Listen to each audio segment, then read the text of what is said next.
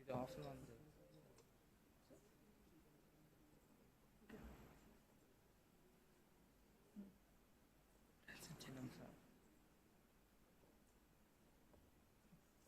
ఇది ఆన్ చేయమంటావా? ఇది కూడా మెయిల్గా తర్వాత నువ్వు మార్చాలి.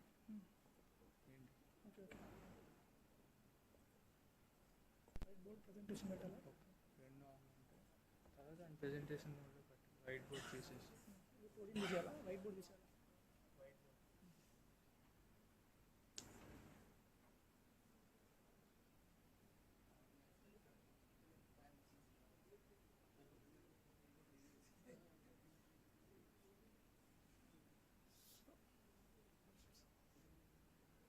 Very good morning to everyone. It's a pleasure to introduce Dr. Sandeep Anand, a highly accomplished academic and researcher in the field of electrical engineering. He earned both his PhD and BTech degrees from the Indian Institute of Technology, Bombay, graduating in 2013 and 2007 respectively. Currently, Dr. Anand serves as an associate professor in the Department of Electrical Engineering at IIT Bombay, a position he has held since March 2020. Before returning to IIT Bombay, he was an associate professor and from December 2019 to February 2020 and an assistant professor from June 2013 to December 2019 at IIT Kanpur. His international experience includes stints as visiting scholar at Queen's University, Canada and Washington State University, USA. He also brings valuable industry experience from his time at Cosmic Circuits Private Limited and Emerson Network Power. Dr. Anand's research interests are centered around cutting-edge areas of power electronics. He has a keen focus on electric vehicles, wide bandgap devices, and circuits for interfacing alternate sources like solar PV, batteries, and fuel cells. His work also delves into crucial aspects of reliability and power electronic circuits. So I request Dr. Kulkarni sir to welcome Mr. Sandeep Anand with a sapling and a book.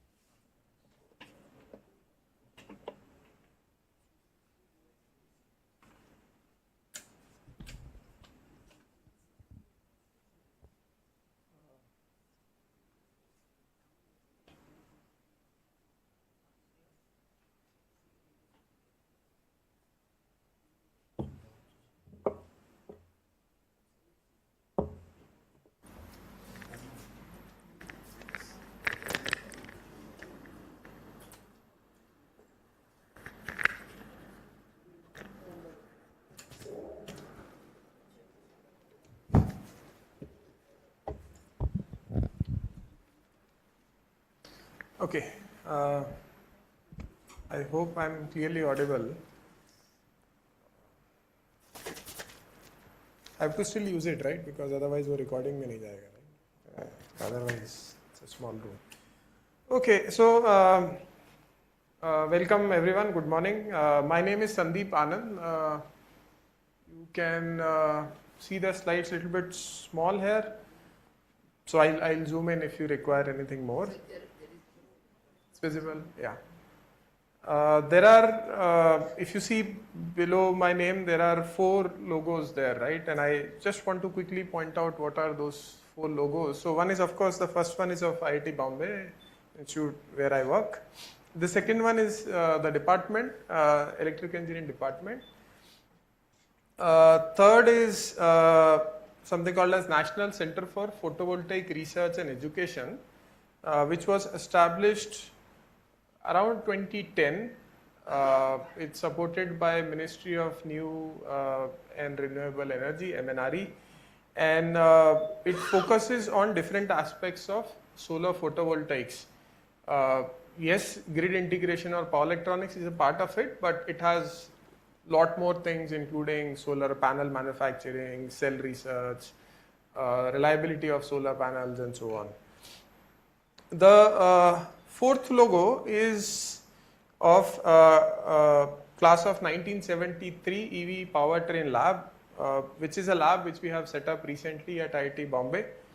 And I'll also briefly talk about the lab as we move forward. As the name suggests, this is set up through donation of, this was part of a Golden Jubilee initiative of our 1973 batch, those who graduated in 73. Yeah, I think about me already host has introduced me, but this is sort of what sums up my life, if you see so far.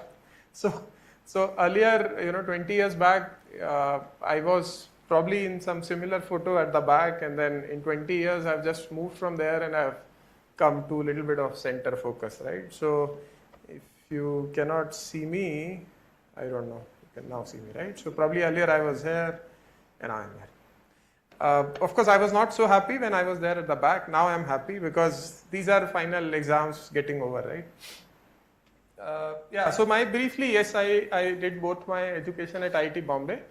And when I left IIT Bombay, I joined IIT Kanpur. I was not at all thinking of coming back, right? I mean, I just thought that, okay, I'll go at IIT Kanpur and work. But suddenly, I think I thought of coming back, and then I applied, and things went positive.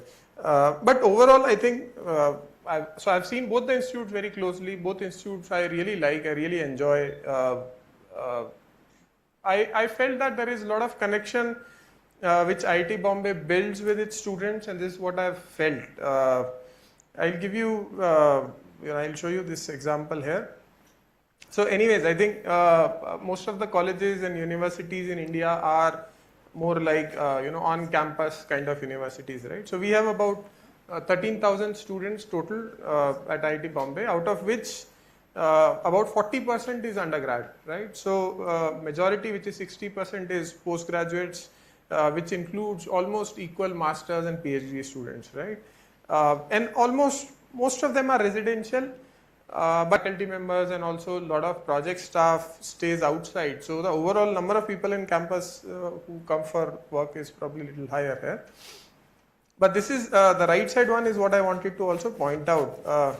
So in my first picture, I've shown you, right? So if you see this left side picture, this is Nandan Nilekani main building. Earlier we used to just call it main building. Recently it got renamed to Nandan Nilekani main building. He's our alum, and this is what he tweeted. A special day for me, returned to IIT Bombay 50 years after I first entered the institution. And what I am because of IIT Bombay, I'm confident that this hallowed institute is on its way from being India's best to being one of the world's best. And of course, he has posted this, but more or less, if you talk to any alumni, if you talk to anybody there, it's sort of the thoughts are synchronized, right? So most of the people would feel this way so am I. So yeah, I think it's overall a very positive environment, very positive environment. Anyways, this was again just to, so this was me again meeting Mr. Nandan Nilekani when he came there. So he donated a large amount of sum to our institute, and this was a discussion we had after that.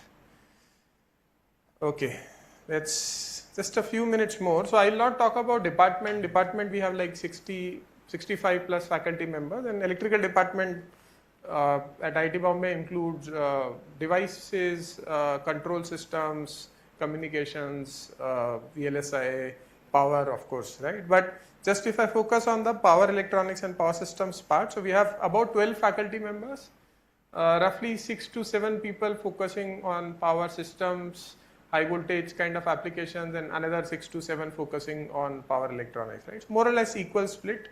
And we have some visiting faculty members who come. Sometimes we have some adjunct faculty member as well.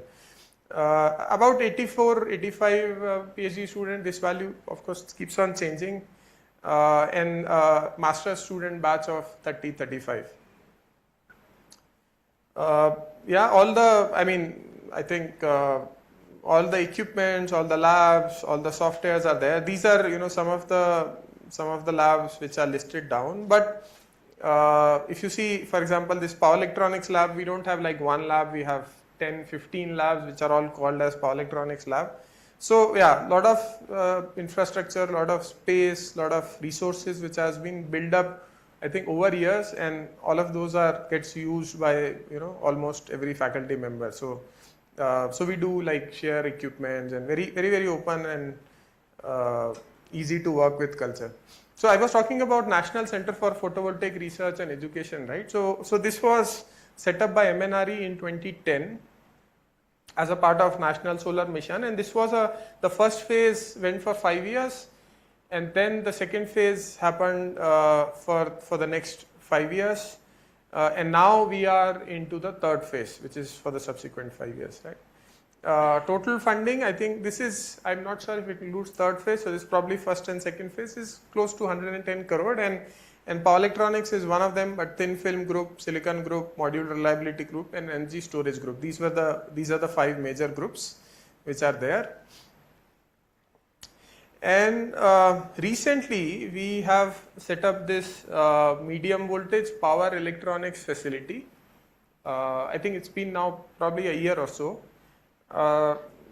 So we already had a high voltage lab, by the way, right? And I think typically institutes would have a high voltage lab where, voltages is not the limit, right? You can have 100 kV, 120 kV, whatever you want, but usually those will be very small current. They would just be to maybe, break down an electric field, break down air, or break down some other material or something like that. But here what we wanted to do is have some power electronics facility which can go up to 11 kV for now, and maybe in future we'll try to expand to 33 kV also. So this is how it looks, right?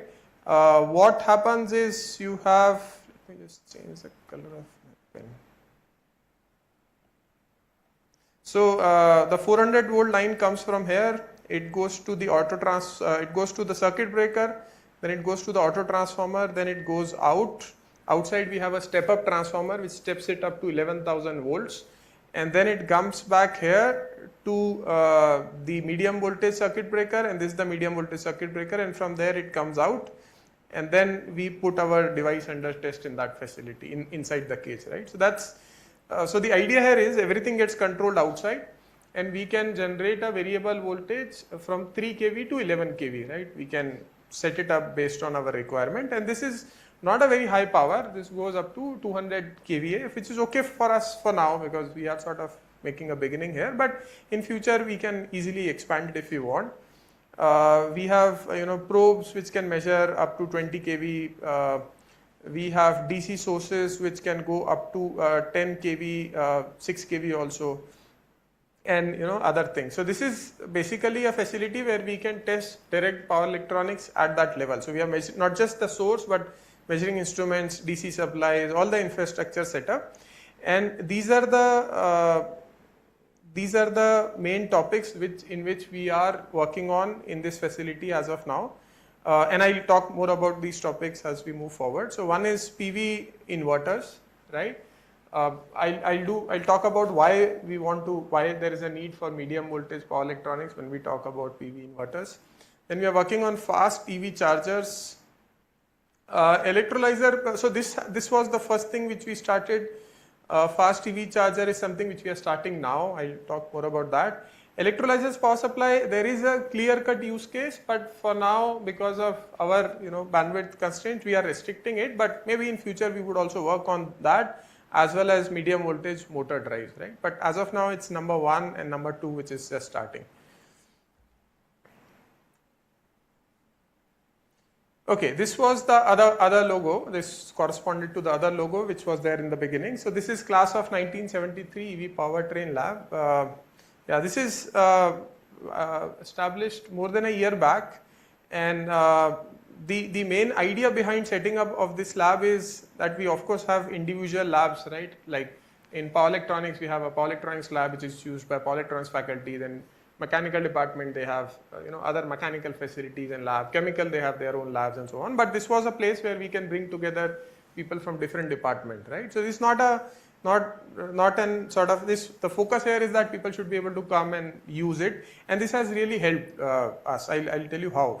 But so the structure here, if you see, there is a part of it which is focusing on motor fabrication facility. So we have milling machine, we have wire cut EDM machines, we have winding stations and so on. Yeah, some of these things were conventionally there in mechanical workshops, but those machines coming in front of an electrical engineer, we can sort of figure out a lot of new use cases. So those machines are there. So we are now prototyping our own motors. As of now, we are doing small motors of 1.5 kilowatt, but as we move forward, we can do bigger motors also, right? So right from stamping to wire cutting to fixing everything we can do there.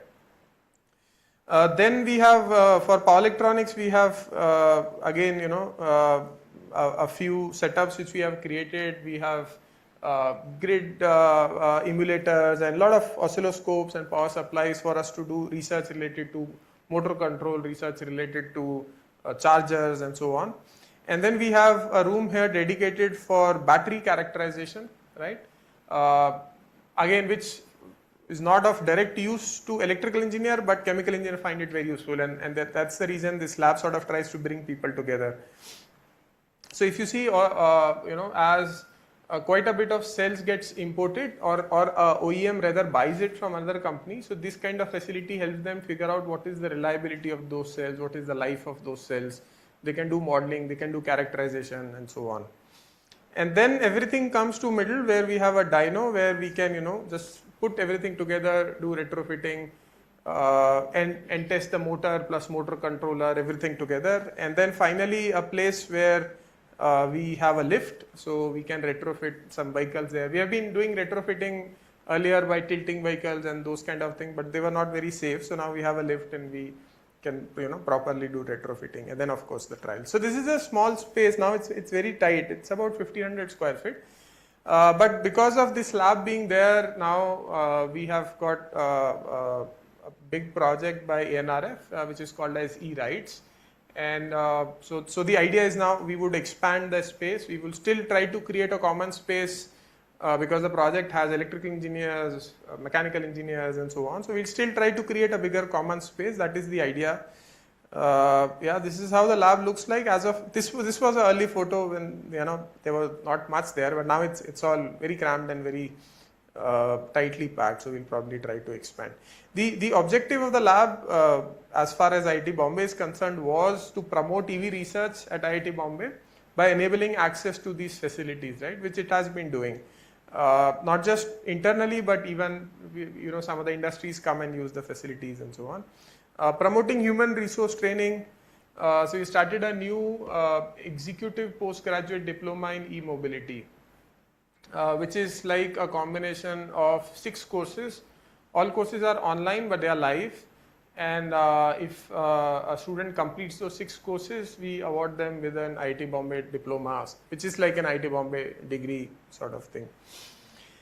And then a lot of other training programs are going on in point 2, and point 3 is to promote industry academia interaction, and that has also been quite successful. So I was talking about this e-rides project where we have I think more than 20 different industries coming together and collaborating, right? And some of them like Ather is there, Reliance is there, major component manufacturers for automotive, Hella is there, and a lot of other companies are there. So that's and in that project, it's a multi-institutional project. So IIT Bombay is leading, but then we have few other institutes as well. We have IIT Kanpur, IIT Delhi, IIT Bhubaneswar, IIT Gandhinagar, and SVNIT Surat as well. Okay, let's come to let's start with the technical part now. All right, so as a power electronics engineer, wherever there is a power processing happening, and the number of power processing that used to happen 50 years back has become much more now. Earlier, if you see majority of the cases, we would directly try to use the original source of energy, right, which is either directly burning kerosene or coal or oil.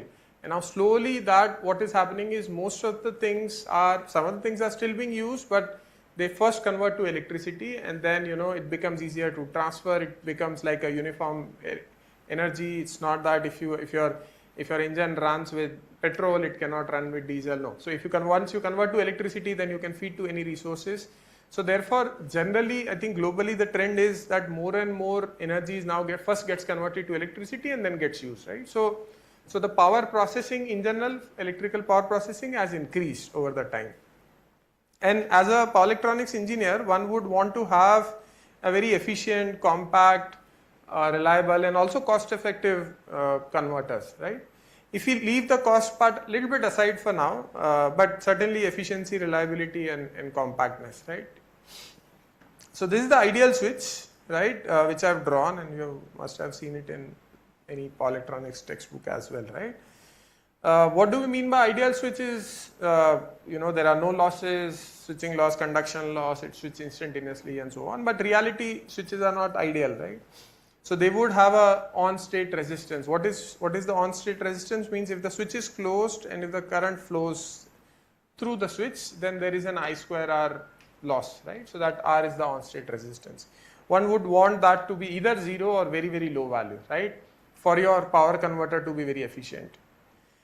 Then when the switch is doing switching, right, on off, again ideally there would be no loss, but in reality, because it would take a finite time for the current to go 0 and a finite time for the voltage to rise and so on, so there is an IV overlap which causes switching losses, right?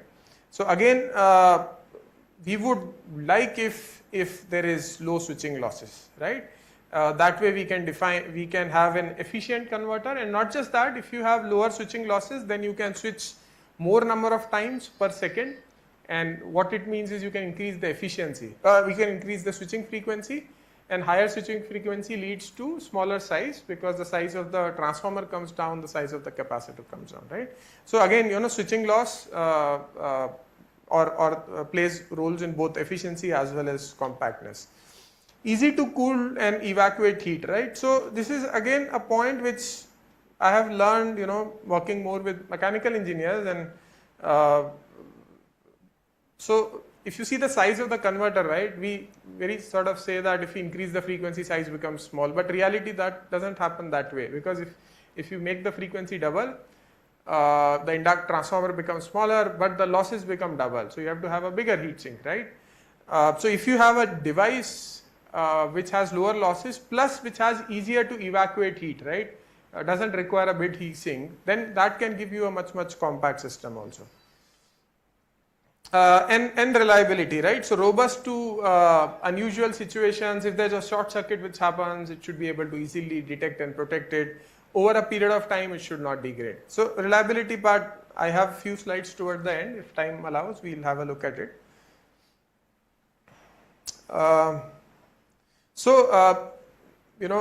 We want an ideal switch So far, of course, we don't, in reality, would never have an ideal switch, but this is how the switches have evolved, or rather sort of a brief history of power electronics, right? So all of you are probably have heard about war of currents, right?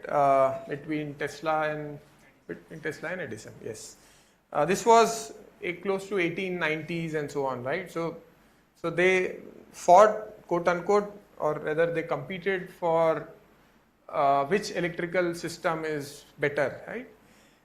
Imagine that time there were no power MOSFET, there were no IGBTs, right? So there is no DC-DC converter, there is no DC-AC converters, right?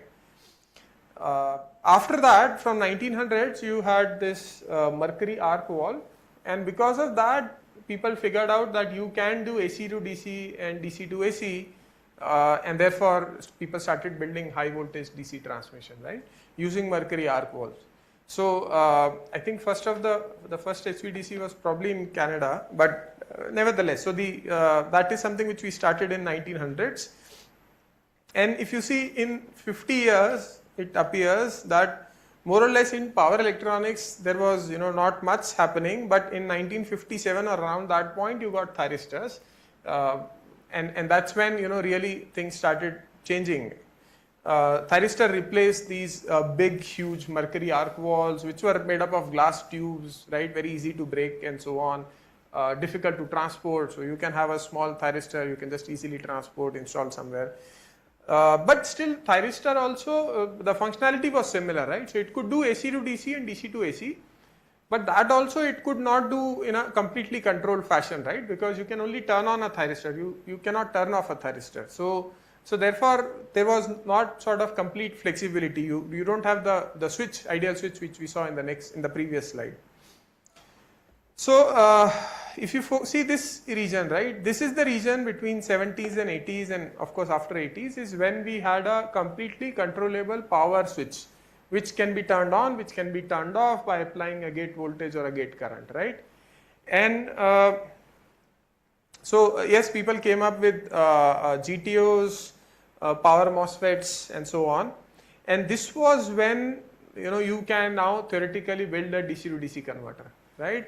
This is when now you can theoretically build a voltage source converter, AC to DC, DC to AC.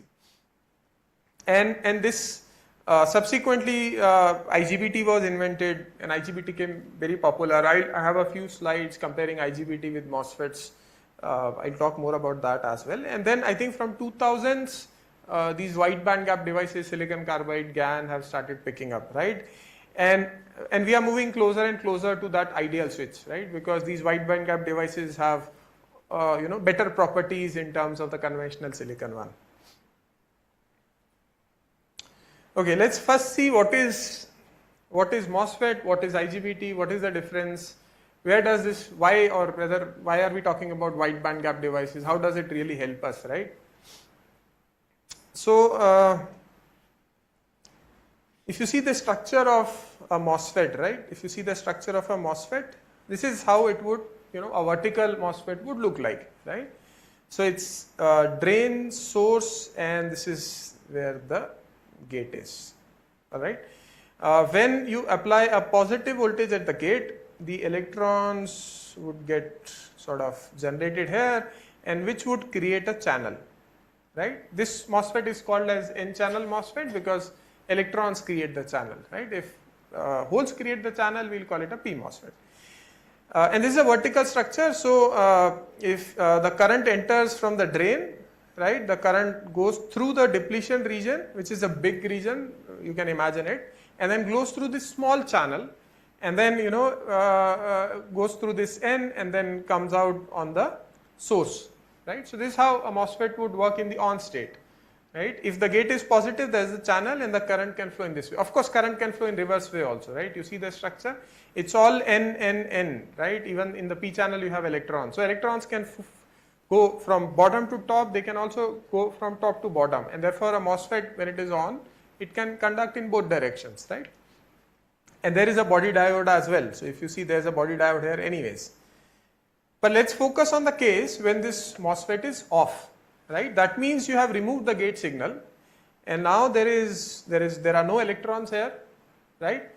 In that case, and you are still applying a positive voltage at drain with respect to the source, but now there are no electrons there, right? So what will happen is this device will try to block the positive voltage, and while blocking the positive voltage, you have a depletion region which gets generated, right? Since this P region is small region, it is heavily doped and the depletion region extends to only a small length. On the other hand, this N minus region is lightly doped, so the depletion region extends to quite a bit, right? And so now if you see, actually this depletion region is what is blocking this voltage. So if you want to make a 50 volt device, right, you can have a low height of this N minus region, that is sufficient, because it only requires to block 50 volt. If you want to block 1000 volt, then you have to have a large height of N minus. Why? Because it has to block in the negative region, right? Any doubt so far? If there's any doubt, feel free to ask. Huh? So, but now the problem is if you are making a 1000 volt MOSFET, you have a large N minus region, but when this device turns on, the current has to go through this large N minus, right? And therefore there is more resistance. So higher voltage device with the higher blocking capability would have a large resistance when it turns on, right? I don't know about others,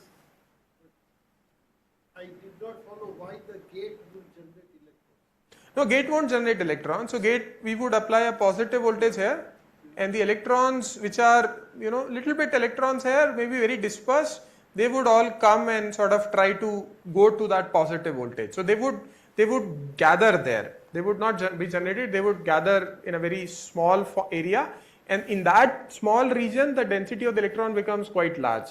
So it becomes like a channel of electrons. So what you are saying that there is a potential gradient in the bulk semiconductor. Is that what you are saying? There's a potential gradient between the gate and the P region, or the gate and the source to be more precise. That's the bulk semiconductor, right? I am not sure of the terminology, but I thought bulk would be this, I'm not sure, but anyways, there's a potential difference between gate here and the source which is here. Yeah. Anything which is not close to the junction is bulk. Yeah, so this is junction, so that's the reason. Junction is just junction. So that's Anyways, I think that's a terminology, let's not get into the terminology but part. yeah, so that is something new for me, that you can have potential gradient in that region. I only know BJT, I don't know this one, so thank you very much. Sure. The availability of charges will increase. Yes, After applying the voltage. yes. More charges are there, correct. So when they come there and then how do they flow? No, so now if you see, this is anyways N region where there are a lot of electrons. This is also N region, lot of electrons. Only this region was P region where it was sort of, trying to create a barrier. But now if you have a lot of electrons in this region, current can just flow both directions through that small channel. Because there's a lot of electrons there. So that region almost becomes like N in a way, so to speak. Oh, Right? thanks.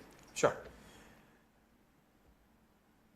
Okay, so now if you have a 1000 volt device, that would have a much higher on state resistance because of the large N minus region, right, which you have to use if you want to block a 1000 volt device.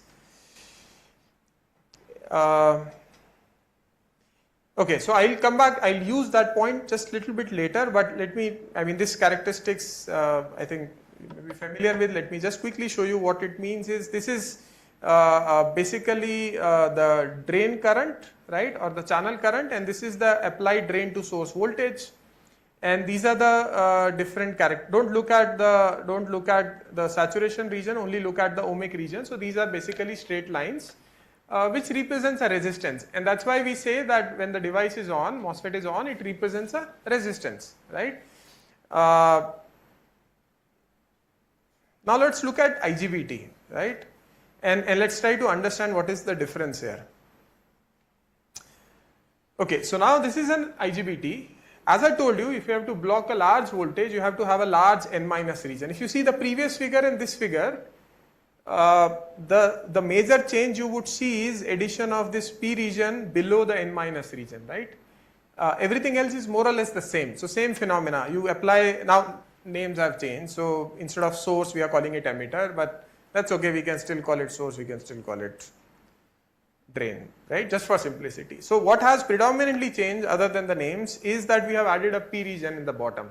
How it helps is, that now when you want to block a voltage, right, you want to block a voltage, still a depletion region would be created, right, between this one, same way, right, and you want to block larger voltage, larger depletion region, same funda. But the positive thing is that when you turn on the device, then some of the minority carriers in this region enters this major region, and they also help in conduction, right, and therefore even though you still have to travel that same length, but understand that there is one more mechanism which kicks in, which helps for faster charge transportation in that region. So therefore, when we want to build a high voltage device, usually we don't use MOSFET, or we don't build MOSFETs, we build IGBTs. Why? Because if you just build MOSFET, it will have a very large resistance. If you build IGBT, that region has an additional component which is technically called as conductive modulation, which essentially means that some holes from P side enters and they help participate in conduction, and therefore resistance comes down. Sir, can you tell me the three NPN or PNP in this, which are dominant? What do you mean by which are dominant? The BJT में तीन होते हैं ना, collector, base, emitter. Correct. So which are the three? Because there are so many things there. No, so this is emitter, the top one. Top one, The bottom is collector. But what is the P or N or what is there? These are different regions. These are basically different layers which you have grown on a substrate. So if you start with one substrate, you have grown different layers. So these are different layers. Correct. Internal. The external is emitter, collector, and the gate. Gate is this region in the middle, and emitter is on the top, and the collector is at the bottom. Okay. So this is a PNP transition. This is an IGBT, which constitutes of multiple PNP, because you see there is NPN, NPP, PNP. So this together it's an IGBT which constitutes multiple layers of N and P. So IGBT is not a BJT. IGBT is a BJT, it's an extended version, insulated gate bipolar. That's what I thought. Correct. It is a BJT, but it is insulated gate. Correct. So the difference is that P layer is addition here. As compared to the MOSFET. Yes. And it helps if you want to build a high voltage device, because it allows minority carrier injection. It's like a restriction because P layer is not any restriction to flow. So now that is the point. So exactly what I wanted to talk about. So by adding this P layer, it reduces the resistance of the N minus layer. But the problem is now you will have a PN voltage drop, right? Which is, let's say, 0.7 volt. So therefore, if you see closely, the characteristics of an IGBT is little bit different from that what I've shown before. It's not a straight line starting from origin. It's not that. There is a voltage drop of 0.7 volt, and then there's a straight line like a resistance. So it's like a series combination of a resistance and a voltage drop of 0.7 volt, right? The resistance part here is much lower. So line is much more steeper than what it would have been, but there is this voltage drop here. Is that okay? So, I mean, it's like a diode characteristics, but you can break it up into two parts. So there is a voltage drop and there's a resistance part, right? Okay, now let me ask this question. If we have to, let's say, make a very low current device, would we build a IGBT or would we build a MOSFET? Very low current. MOSFET? Because why do we build MOSFET? So if current is very small, resistance into I into R will be the total drop. But if you use IGBT, you are stuck with the 0.7 volt anyways, right? Which you may not want to. But if you just have a resistance into I, it will be very small, right? Now if you want to build a very high current device, which one would you choose? IGBT, right? Good, perfect. So now, if you see this, there is a trade-off with current, there is a trade-off with blocking voltage, and therefore in market, if commercially you want to buy a device, you will see that up to 600 volt, you will get MOSFETs, and from 600 volt and onwards, IGBTs become more popular, right? It's not that it's impossible. If you search, you will find 1.5 kV MOSFETs also, right? But their performance would be very poor, and therefore it doesn't make commercial sense, right? So usually up to 600 volt MOSFETs and 600 volt and beyond IGBTs, right? 600 volt, they both coexist, sort of overlap.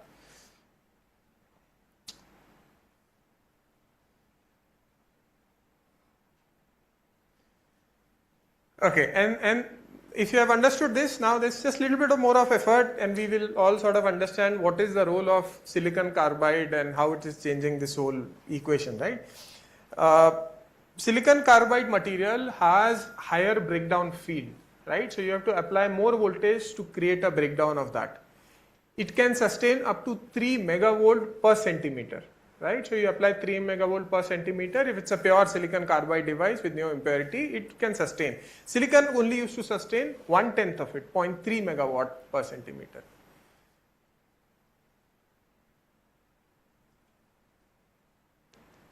Now I'm building a MOSFET with, not with silicon carbide, right? Now because it can withstand much higher voltage, I don't require a large N minus region, right? My N minus region can be small because it can block more voltage per centimeter, right? As what silicon could do. So therefore my N minus region can be lesser in height and therefore resistance will be lesser also, right?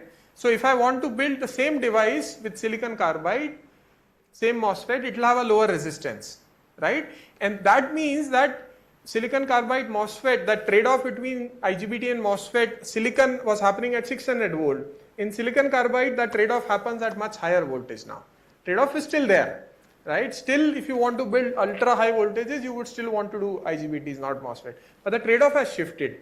And therefore, silicon carbide, you would see popularly, 1.2 kV MOSFETs, 1200 volt MOSFET, 1700 volt MOSFET, 2.2 kV MOSFET, even 3.3 kV MOSFETs, right? Which in silicon you don't have 3.3 kV MOSFETs, right? So that's in a summary how these silicon carbide devices have allowed us to do high frequency power electronics at a medium voltage, right? So that's the basis for why we started doing this work, which was earlier not possible. We could do with IGBT but not with MOSFETs, right? Resistance line. Yes. That is due to which phenomenon? This one? Yeah. This is combination of all the small resistances right from here till this point. So that is due to material property, not anything to do with semiconductor. But semiconductor properties, right? I mean, semiconductor is also a material. So what is the difference between silicon carbide and silicon resistance? That's what I'm saying. So silicon carbide can block much higher voltage. So you would have to use a lesser length of material to block the same voltage. But their resistances are similar.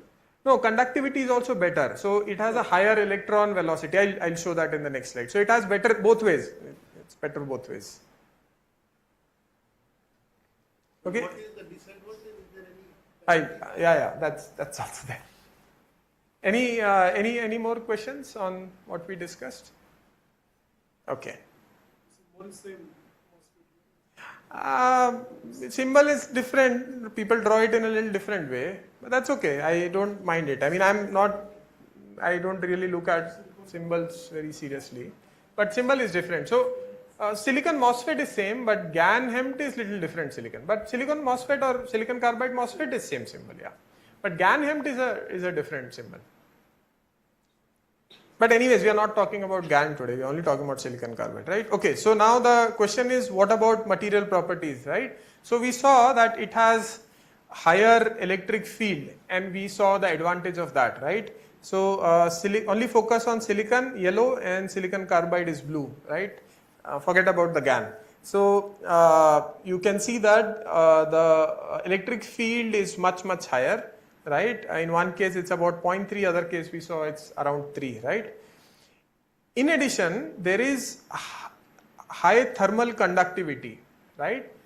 What it means is, if your device is switching, I square R losses are happening, switching losses are happening, the heat has to come out, and as the heat comes out, it will create a temperature difference, right? So heat is, if heat flows through a pipe, it's like an electrical circuit, right? So the difference in temperature is same as difference in voltage, and therefore larger heat flows, more is the temperature difference, right?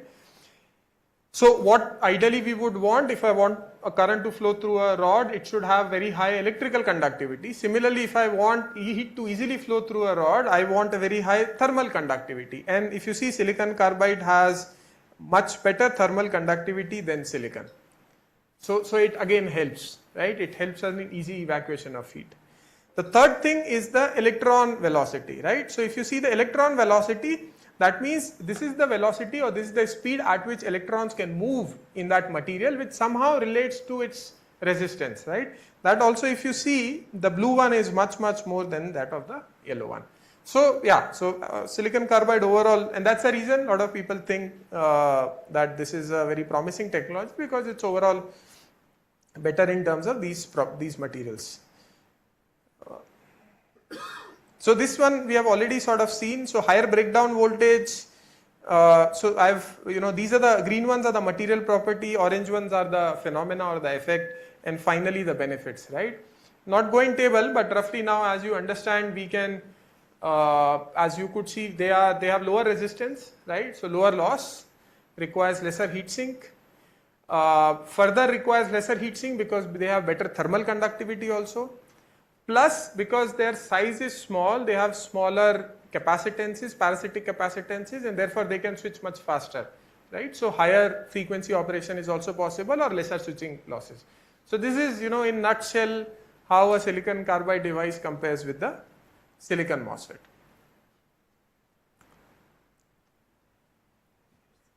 Any questions?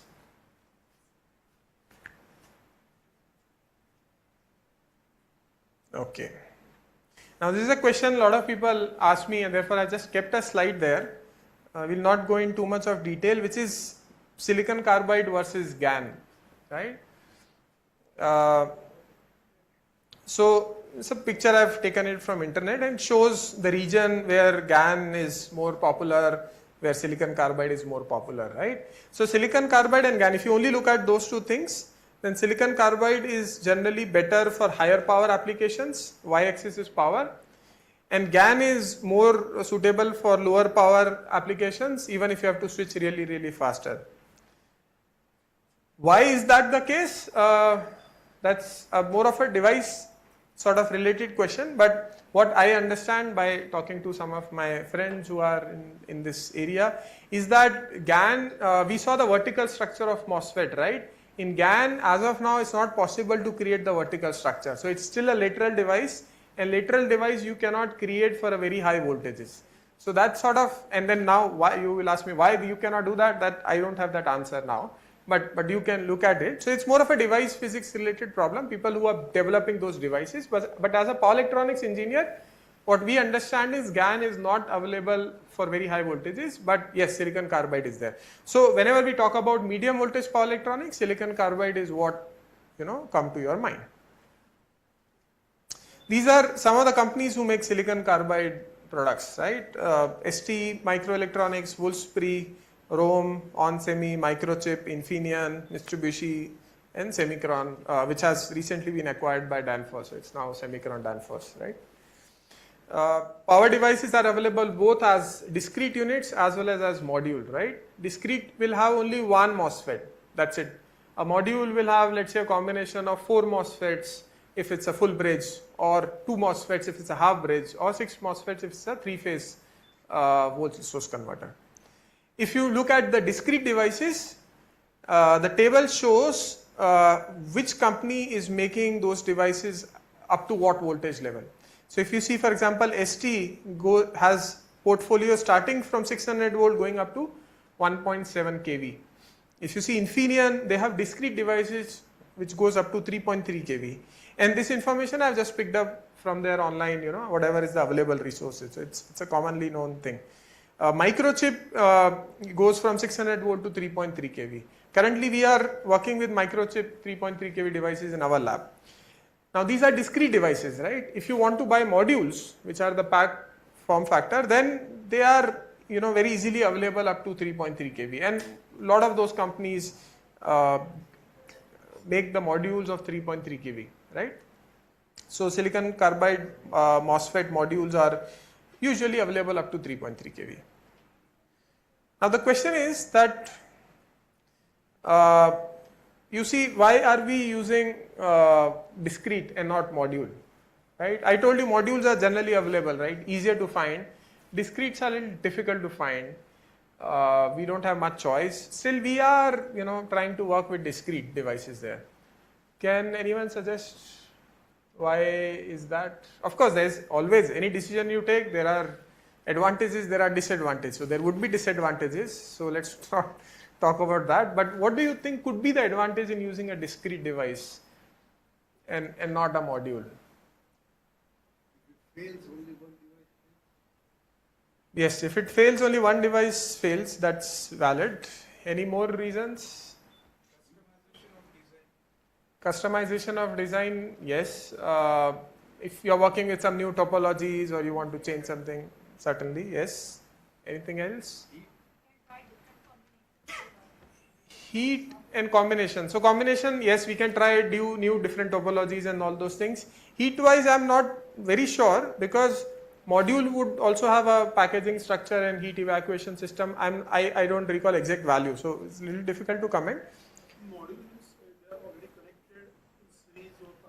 Yeah, they are already you make an edge bridge and you put it in a package. Yeah, or a three-phase VSI, put it in a package, right? So you only have the final terminals coming out. Inside all the chips are there, they are all connected. No, you cannot take out in the module.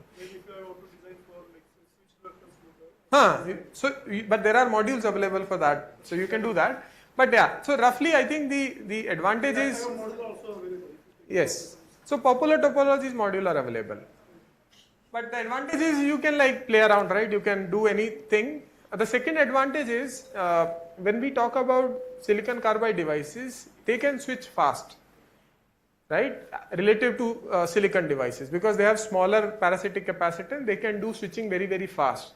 When they are doing fast switching, the inductance loop of the switching loop becomes very important, right? So what I mean by that is that if this is your DC link capacitors and these are your switches, right? And let's say current is flowing in this direction, right? And coming back in this direction. So when the bottom switch is on, the current flows through this path. When the bottom switch is off and top switch is on, current flows through this second path. Is that okay? Right? This is a half bridge circuit. So either top could be on or bottom could be on. You cannot have both switches on at the same time. It will create a short circuit. If you have bottom on, the current flows through the bottom switch. If the top on, current flows through the capacitor and the other switch. Now physically, if these guys are, they are physically at some distance. So what happens is there is small inductance which exists, which is what we call it as parasitic inductance, right? We don't like it, but still there. So what happens is, now you see there is high di by dt, change in current, which will lead to high voltage across the switch, because V equals L di by dt. And if you have these inductances, and if you have large change in current from that path, it would create a very large voltage spike, right? Because in silicon carbide we can switch very fast, so di by dt is even higher. So voltage spike could be even higher. So when we use module, right, you cannot really make them more compact, or you cannot really connect them in a more compact fashion. But when you are using discrete, you can actually do much more. And therefore, if you're not seen, go back and try to Google for GaN devices, right? You will see that the GaN devices comes in like very tiny packages, right? And the reason is because you can just connect them in a really closed loop fashion, so you minimize these inductance value, right? So basically, yes, discrete gives you more flexibility in, trying your own design, both in terms of topology and also in terms of the placement or the, optimization part. Yeah, but now we have also used discrete for some other application, but for this application, for now we are going ahead with discrete, but we have used modules for some other applications as well. Module is better? No, module is not better. Actually, the problem is modules was built predominantly for IGBTs, right? Now, because as a power electronics designer, I am more familiar with module, so these guys can sell module and I will happily buy. Why? Because it's familiar, na? Oh, dekha hua hai. Okay, let me just buy it. Oh, it has the same footprint, let me just put it. So that is the reason these guys are making modules. But now if you see, most of the initial designs, the designs are better with discrete. If you see the Tesla original motor controller, it's with discrete. right? If you open majority of the motor controller now also with discrete. So yeah, so there is some cost dynamics. Modules is effectively cheaper than making discretes, and all those things are there, I think. But for as a designer, discrete gives me much more flexibility. I can try out a lot of things there, right?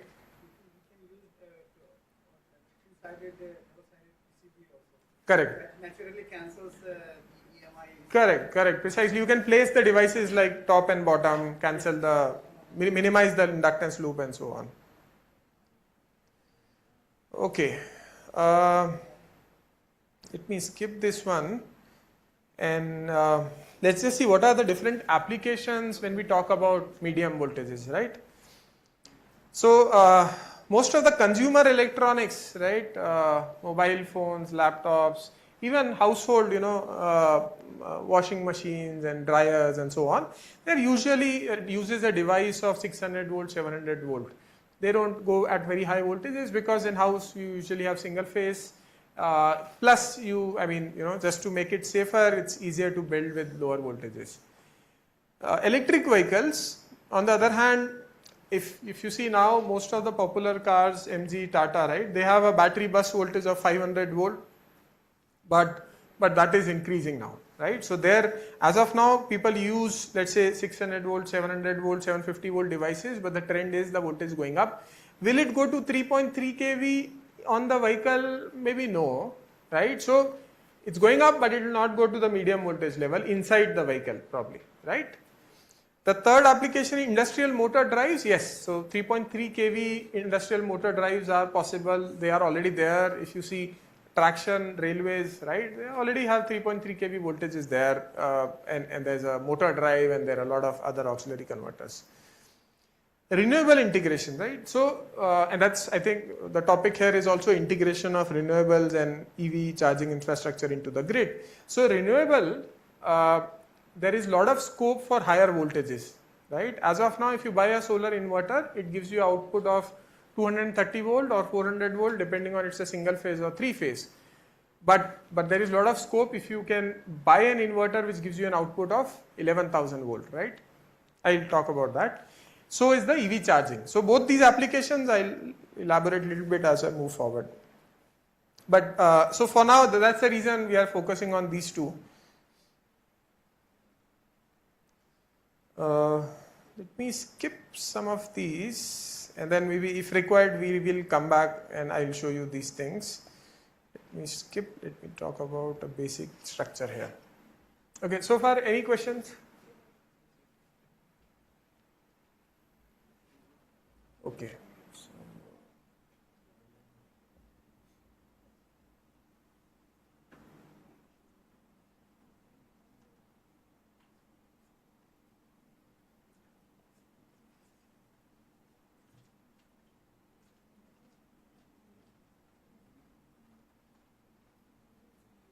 You have to sort of go. You have to work with my bad handwriting here. Partly because that is how it is, and partly because the setup is making it that way. No problem. I'll just do it. I think they're recording also, and I also have a record of it.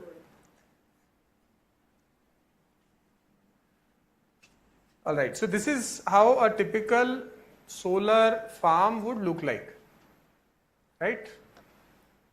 There are solar panels, which are, some of them are connected in series, all of them few strings in parallel, and they feed to one inverter. Let's call it inverter 1. Okay?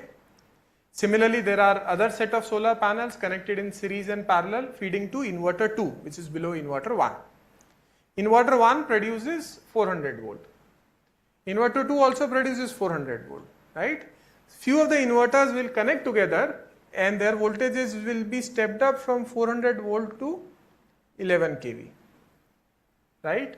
If it's even a bigger farm, bigger plant, solar plant, then the 11 kVs would be gathered together and it would be further stepped up to 33 kV or maybe even higher voltages if it's 130 kV or something like that, right? 220 kV maybe, yeah. But typically how this is what happens, at least the solar farms which I have seen.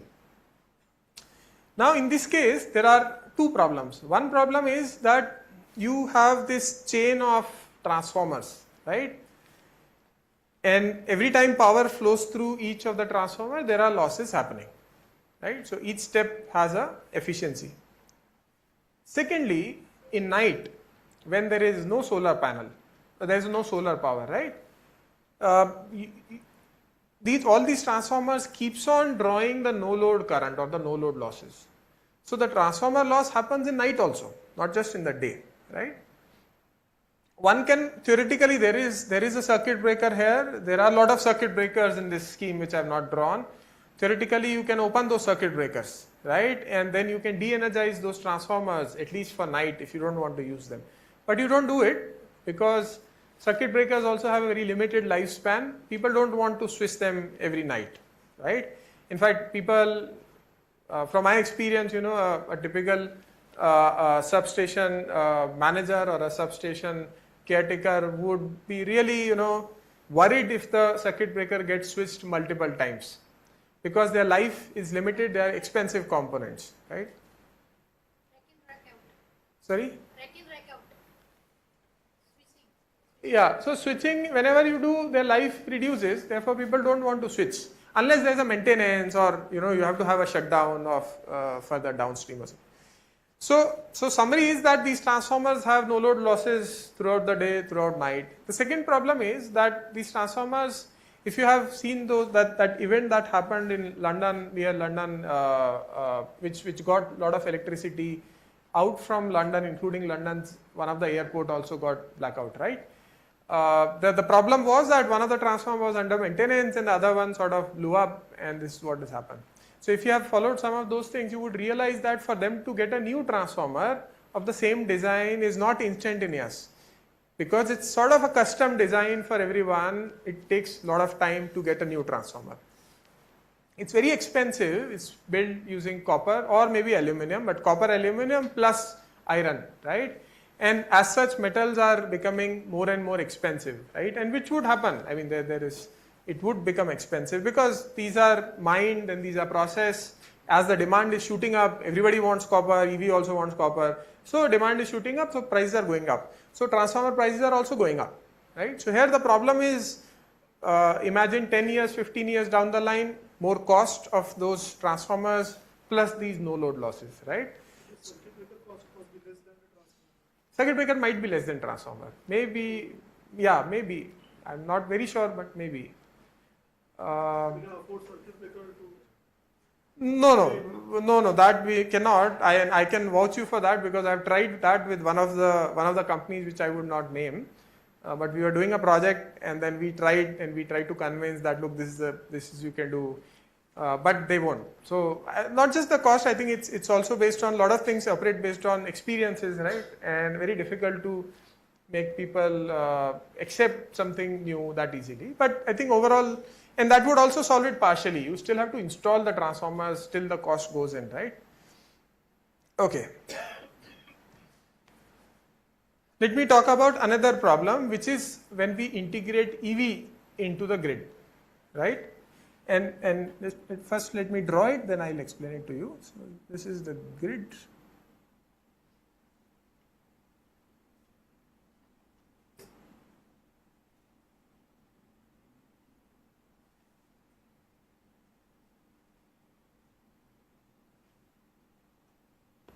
Okay.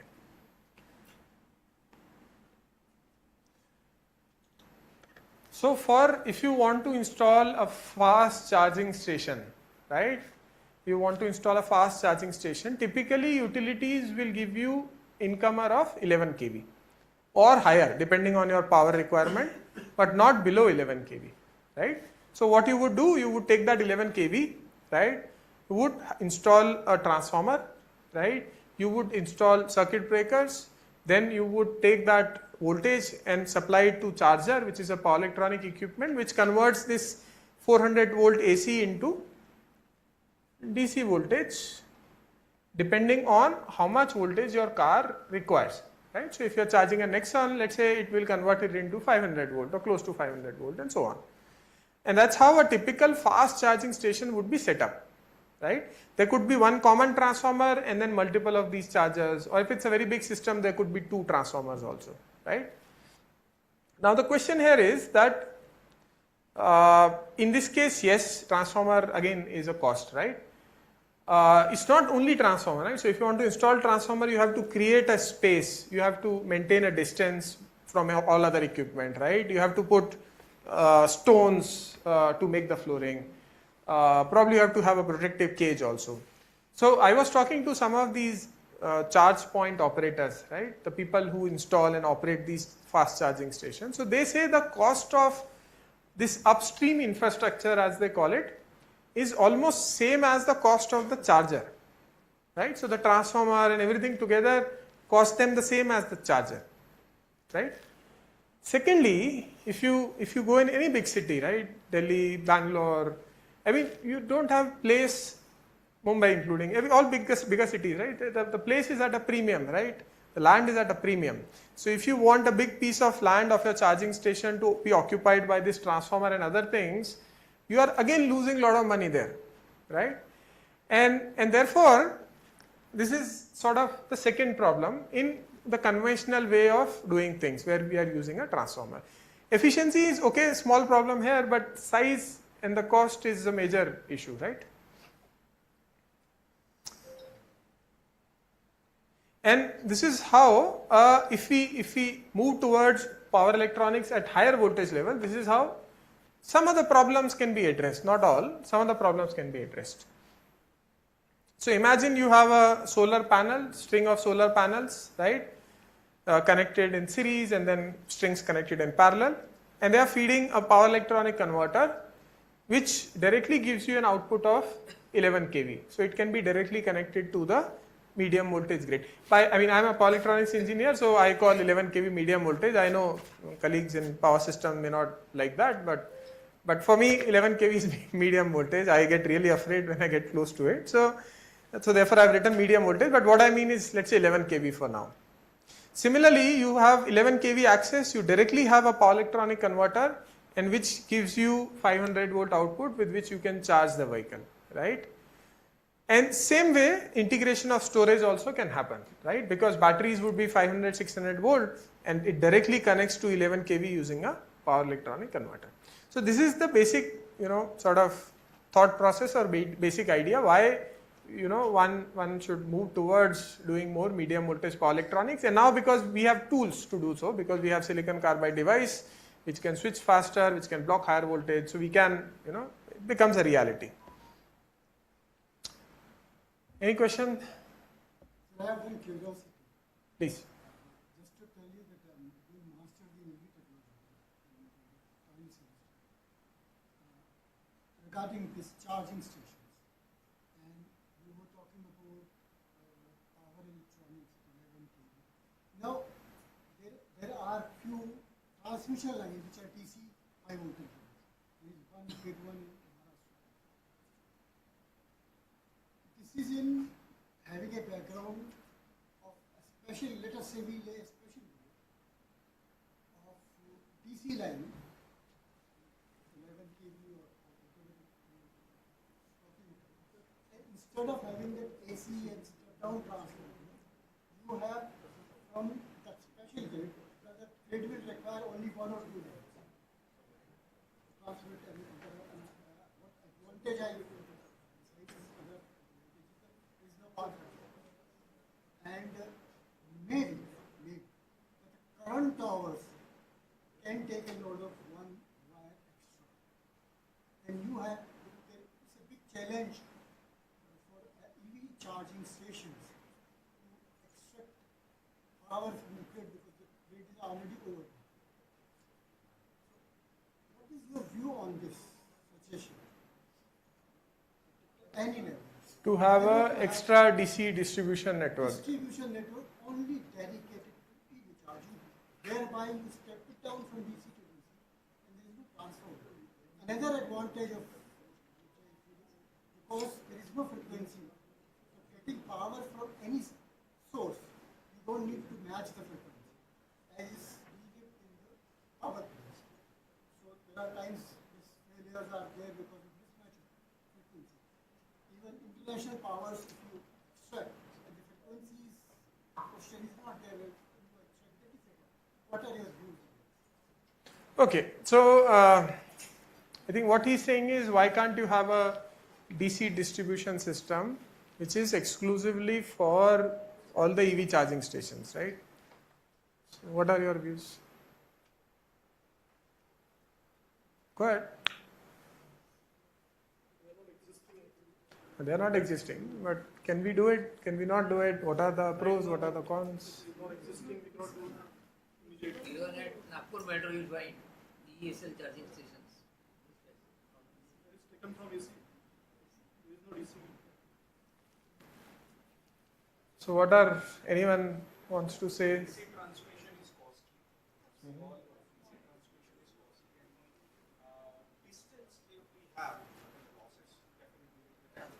Not have long So it is not at all economical to have a DC station. Even if we think of getting a supply from the battery stations or the battery operated stations, it would be too costly. So economically, it is not at all feasible. I thought so. Yeah, so okay, I think, yeah, very close answer is what I also felt, that I don't think technically there is much of a challenge, right?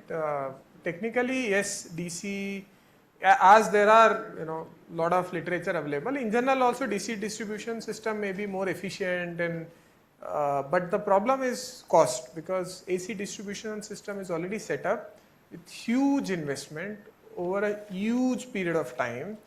To do a DC infrastructure or DC distribution system established as a parallel structure with large capability would require a lot of money. My idea was that existing towers. But you still require cables, you still require circuit breakers, you still require those things. Yeah, but you do the math, it will not be like 100, 200 rupees, right? What I'm saying is it's probably not a technical problem, it's more of a commercial problem, right?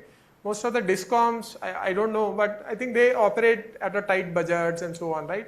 I think it's a economics problem, probably not something which we can solve, but a good suggestion, and that is something which is very logical suggestion, because even for distribution network also people have been talking about DC distribution network at homes and so on, but it could not pick up for some reason, but yeah, a very valid suggestion. Okay, so this is how, for example, that power electronic converter which converts panel power into 11 kV grid can look like, right? What does it constitutes of? It has one module where you have panel coming in and you have a high frequency transformer. You still require transformer, right? We cannot go away with transformer, but these are high frequency transformers. That means they are switching at 50 kilohertz. So instead of 50 hertz, they are switching at 1000 times faster. So their size would be, theoretically 1000 times smaller. In reality, it may not be 1000 times, but very, very small size. Transformer provides us isolation, right? So we still require those transformers. And also they give us a large step up, which is not possible using simple boost converter or something, right? So transformer helps us in giving us the large step up, because panel voltage is still low. Panels, you cannot connect the panels in series and go up to 11 kV. You cannot do that. I'll tell you why also. The problem is that each panel has a isolation rating, right? So a panel, two terminals with respect to earth can go maximum 1 kV, right? So you cannot connect them in series any numbers you want, right? No. So therefore panel is still, panel string is still limited to 1000 volt. And from there, if you want to step up, so you can use high frequency transformer to step up as well as to provide isolation. And all these blocks that you see include silicon carbide devices. Then this is one architecture, of course there could be many more, and here we are using cascaded edge bridge on the left side, and we are connecting multiple such voltages into series to create a 11 kV output voltage. You can think of many more architectures here, but this is roughly what sort of the basic idea is. So there are now two things, as I said, we are working on. One is solar connecting to medium voltage, which is funded by predominantly Ministry of New and Renewable Energy. And the other project is where we are talking about fast EV charging station directly connected to 11 kV, which is recently started, jointly funded by ANRF, which is Anusandhan National Research Foundation, and also GEO BP, which is also contributing into this project.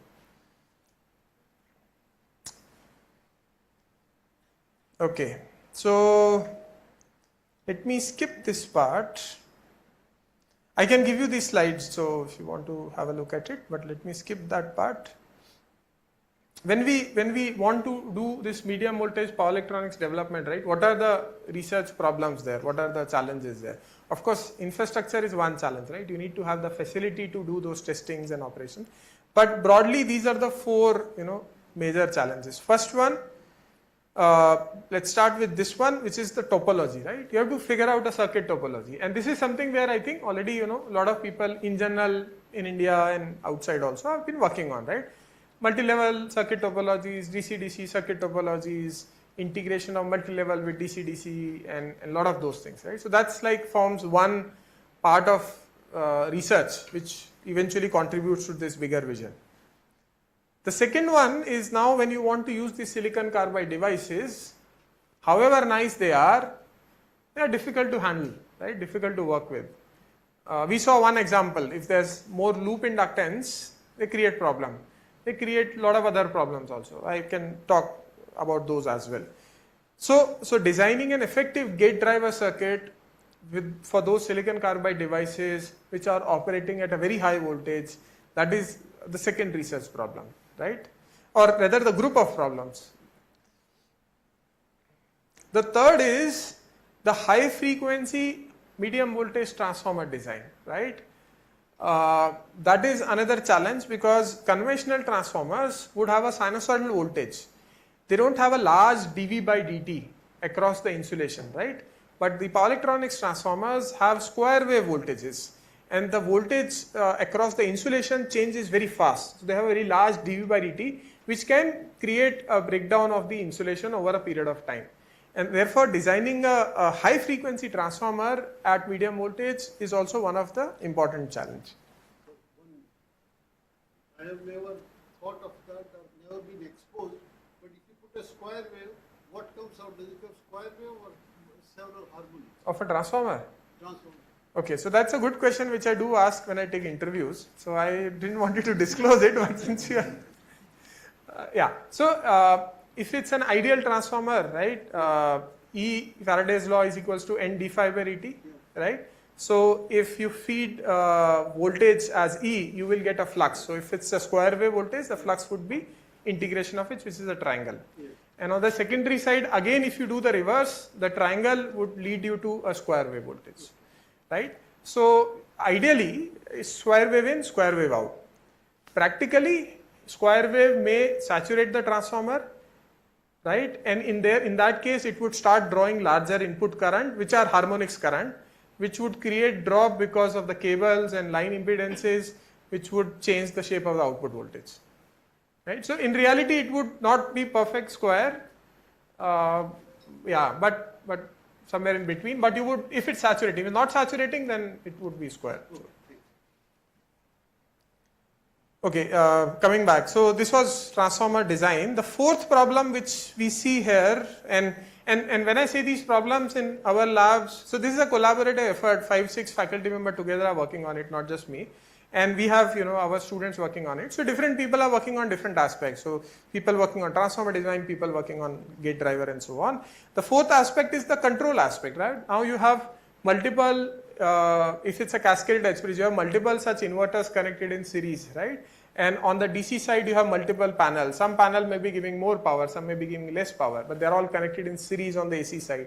So how do you coordinate among different inverters without a dedicated communication line, or with a communication line with minimal data exchange? So there are a lot of control related, application of control to power electronics related problems which are also there. The fifth problem, or the fifth, bulk of problem is, and I can elaborate on them, but before I move forward, let me tell you the fifth bulk of problem is reliability of these silicon carbide devices, right? These are new devices. Their manufacturing process is also new. What I mean by that is, I know buck converter, right? Since undergraduate days. All of us knew buck converter from undergraduate days. But whenever we make the buck converter for the first time, it doesn't work, right? And over the period of time, you learn problems. Maybe soldering is not correct, how to actually design the transformer. So a lot of practical learnings happen, and then we know, okay, now we can make a buck converter confidently, right? Same way, silicon carbide is a relatively newer technology. So how to manufacture those devices? On paper, it's perfectly fine, it's far superior than silicon, no questions asked. But how to actually manufacture those devices, that process is still evolving, I would say, right? So people are able to manufacture commercially devices, but they are not as reliable or they are not as defect free as that of a silicon device. So that is one bigger challenge, and therefore there is a lot of reliability related work which needs to be done for these medium voltage silicon carbide devices, right? So 5 broad problems, I would say. Let me talk, I'll try to give, I don't know how much time I have. Okay, so I'll try to give you, a glimpse of some of these problems that we are working on.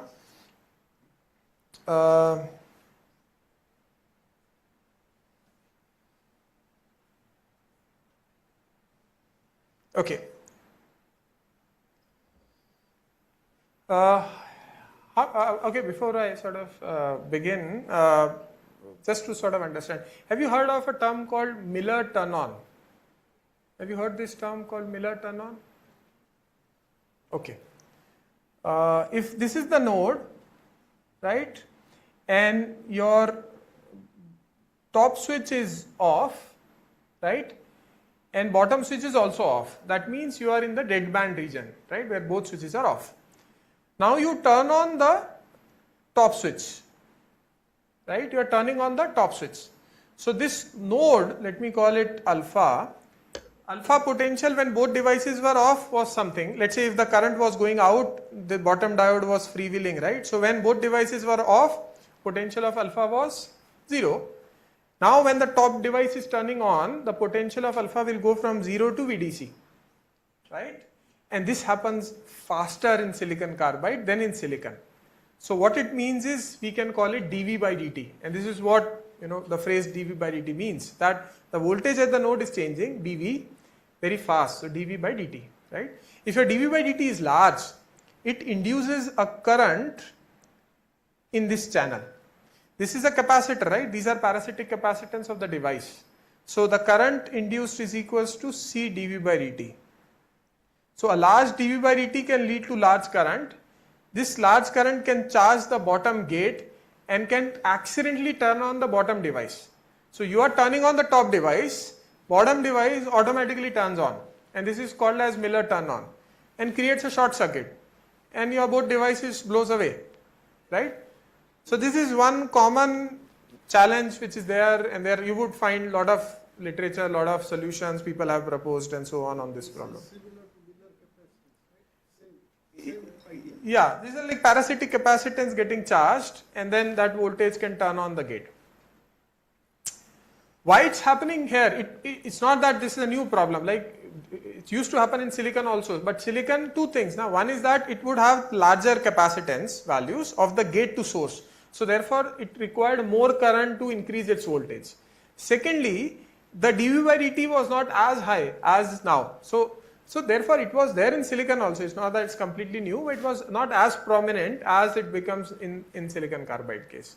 So this was one challenge when we do gate driver design, right? Gate driver was one of the problems. This is one of the challenge when we do gate driver design.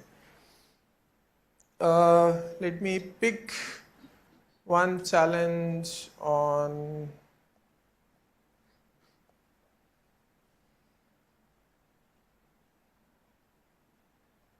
let me take one example from reliability also.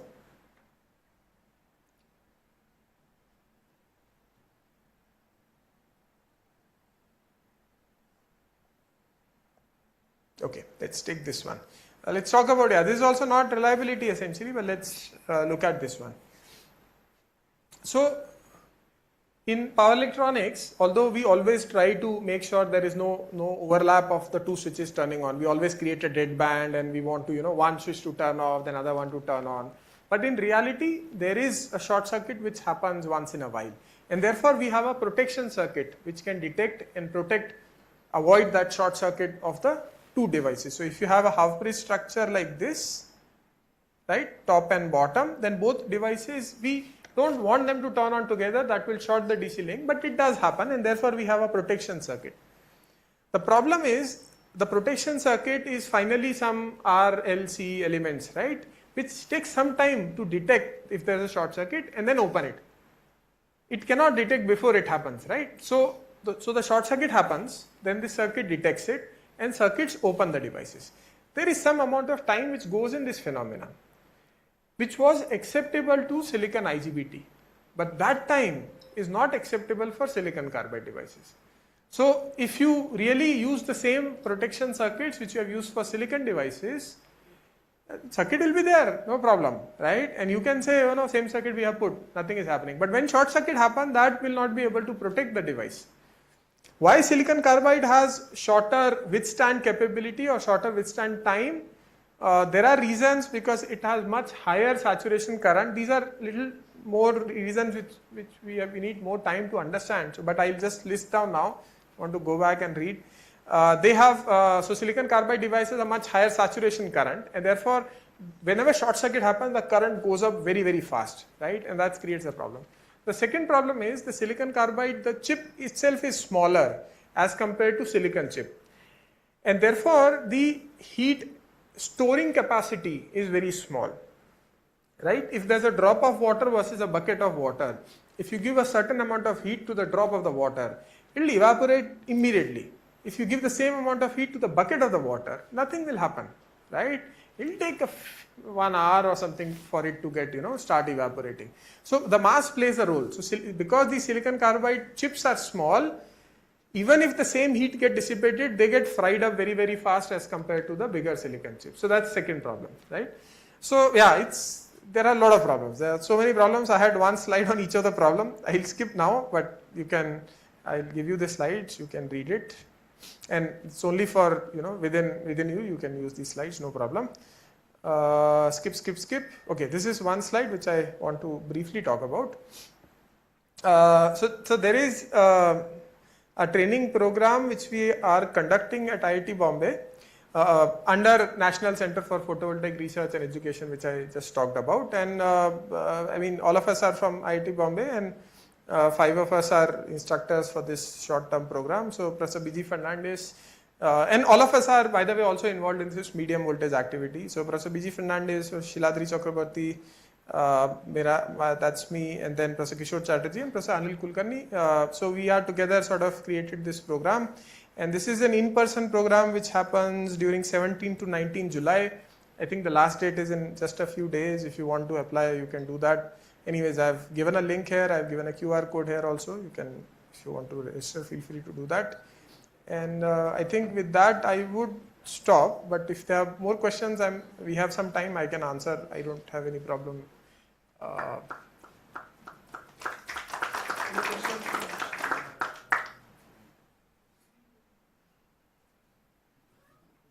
I think, any more questions? Sir, I think I have answered your questions, right? You asked something in between. I said I'll come back to it later. I hope. If others don't have, I will have something. Let others get it. Sure. No questions? None of the students have asked any questions. How many of you are students? Lady scholars, big scholars. Oh, a lot of students. Huh? So, should ask some question. Only one student asked a question. Yes. Sir, at the charging station, can that method of charging can affect the range of that car? You mean range or lifetime of the battery? In both the perspectives, Yeah. range as well as battery. Yeah, it can affect both. It can affect both. So, life, of course, because let's say you are pushing more current, then there are a lot of chemical reactions which happen inside the battery, right? There is something called as dendrite formation and whatnot, which I'm not very, it's more of a chemical engineering thing. But so if you abruptly keep charging with large current and so on, it would damage or quote unquote create extra reactions in the battery, which reduces its overall lifetime. In terms of charging it at one go, you may charge it inefficiently. For example, if you are injecting a lot of harmonics, the battery may get heated up. and therefore it may not get fully charged as it would have been a nominal temperature. So both ways it can affect. Yeah. But now how it happens is that usually who makes the battery pack, right? There's a BMS in that. So BMS knows the battery, right? So if I'm making my battery pack, I have my own BMS, so I know what current voltages it can take. So I will tell the same thing to charger, and charger ideally should just follow what I'm asking them to do, and therefore there's a communication between the two units, right? So therefore that problem is theoretically there, but in reality it may not be as prominent as we think, because BMS is telling the charger what to supply. Charger is not thinking itself. What about range of the car? Range, if you don't fully charge it, I think that will affect. So if you don't fully charge it for whatever reason, maybe you are injecting a lot of harmonics, maybe you stop charging it before it actually ends up, then it may affect the range. But I think it's more of a reliability problem. What are the standards for the power density, compactness? You said the compactness is the main factor. So what power density we require for EVs now? Some standards. Okay, so there are no standards. I mean, standards basically means what? Standard means that you have to meet this if you want to launch your product, or if your product should be, used by people. So there is nothing like standard, but you can do what in industry people call it as benchmarking. Benchmarking means you go online, you try to find 5 products, see what is the power density of 5 products, and you get an idea that, okay, if I do 20% better than this, then I'm proposing something better. So you can do benchmarking. There are, which you can of course Google, and there's no single value, because what happens is different power level, right? The power densities would change, different application power density would change. So if an inverter, the power density, and a onboard charger power density would be completely different, right? There is, I'll tell you few resources. So there is one paper on, if you are interested in inverter or motor controller density, then there's one paper by Professor Ali Imadi which you can look at, where he has done this benchmarking thing of different manufacturers, commercially available inverters, and what is the power density, and what are the target power densities set up by, I think, some of the US organizations. These are not standards, right? Standard means you have to meet. You don't have to meet them. But these are more like projections or future projections, right? The other is this thing happened, Google Little Box Challenge happened, I think, quite a few years back. There again, people talked about power density, so you can get some information there also. Yeah. So for heat, for thermal management, we are using switches. So if we go for surface mounted, so in that, sir, I don't know how they are managing the thermal. Means in whole through we go through with heat sink, but in surface mounted, if we go for compactness, because surface mounted are lower device.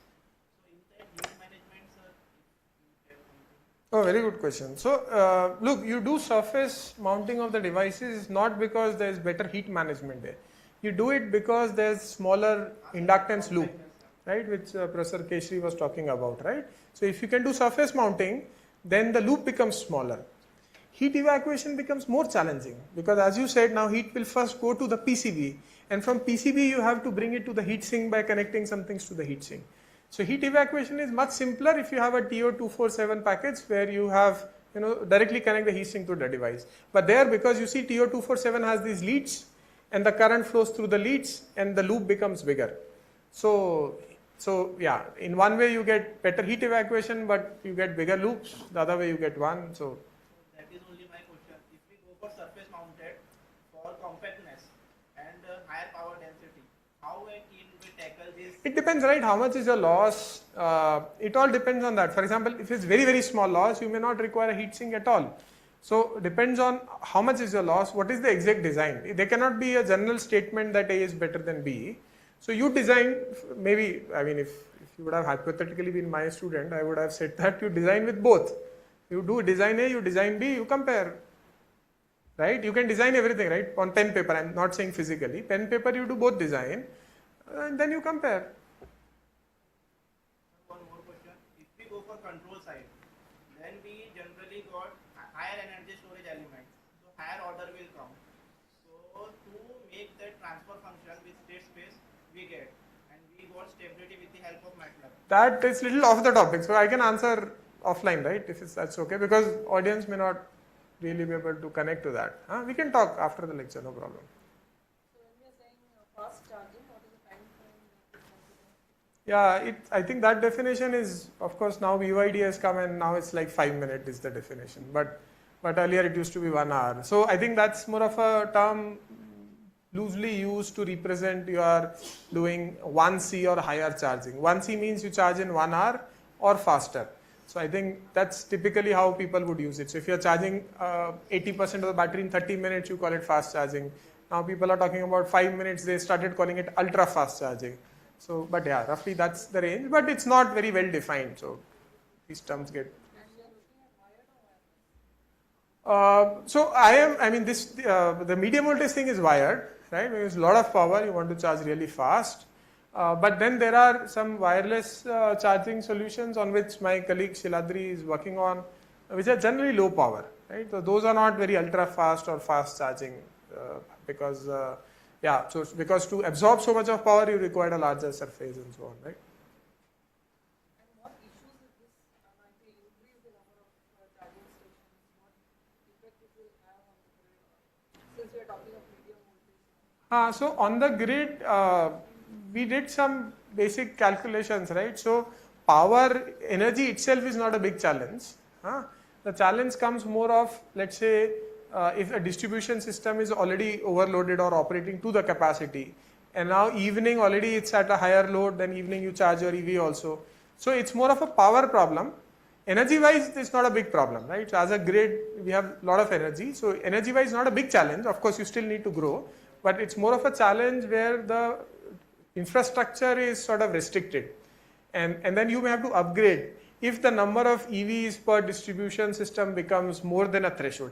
As of now, I think there is no problem at all given the penetrations we have, but maybe in future if the EV picks up, that infrastructure problem may come.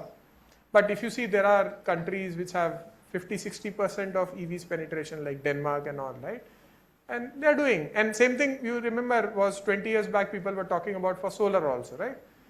Nothing happened. We have huge solar and solar is growing, and other countries it's there. So yeah, there could be some problem in future, but I don't think as of now it's like an immediate problem in terms of infrastructure for the distribution system. I don't think so, because now all these converters are unity power factor, current controlled. You can inject reactive power, you can absorb reactive power, you can operate at unity power factor. Earlier there used to be thyristors and so on, so more of a power quality issues, right? I don't think now it will be too much, but maybe. And are we really thinking of V2 grid? Yeah, that people are doing. I think there are now commercial products also. There are cars which can do V2G, G2V. So that is happening, that is there, yes. Any last question?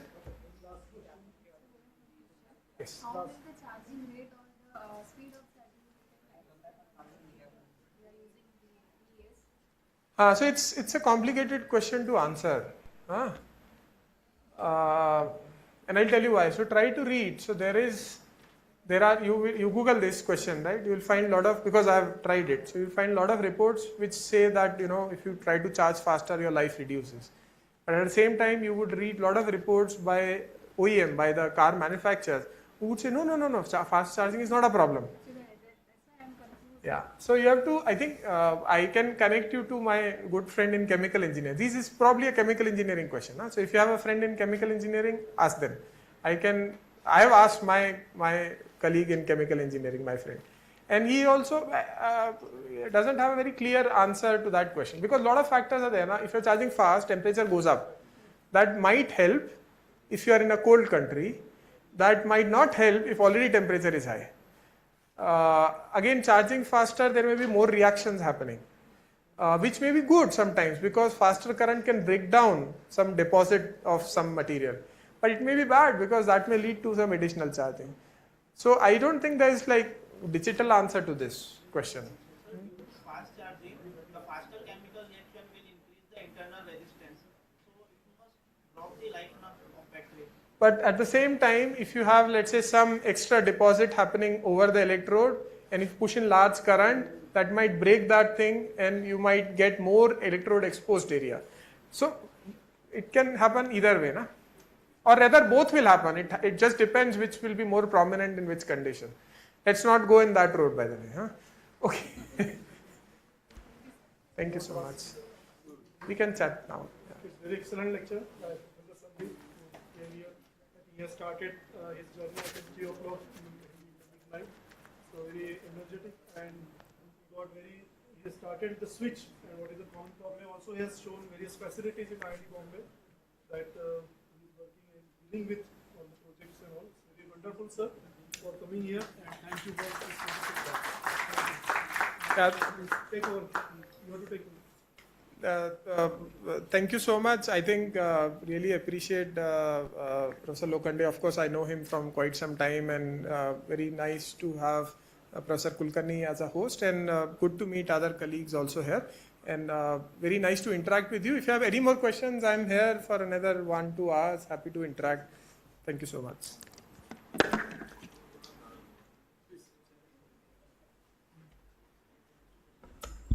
Thank you so much, sir, for delivering the valuable lecture. Now I request Dr. M.M. Lokande, sir, to present the shield and certificate to Professor Anand, sir.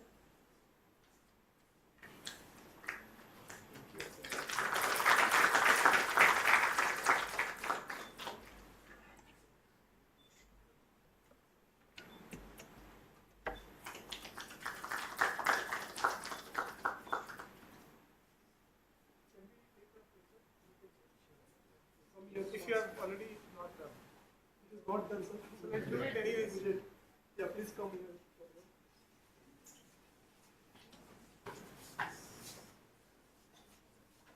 Put some slide here.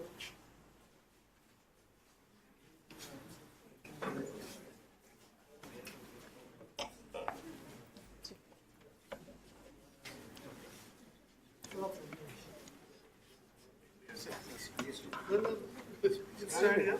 Sandeep. No, you should be.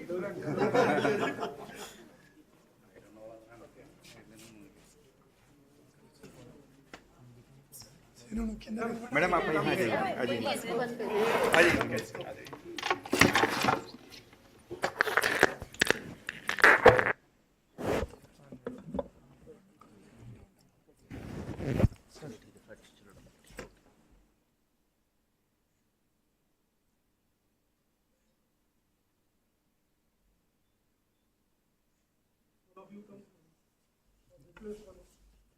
Both of you come.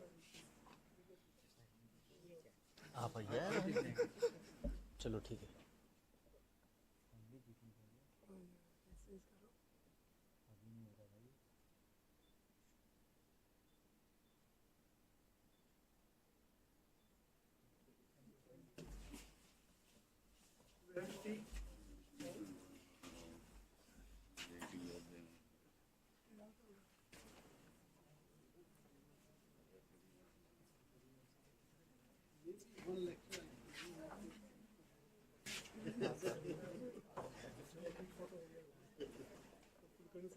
One more photograph. आप आनंद sir से मिल जाए.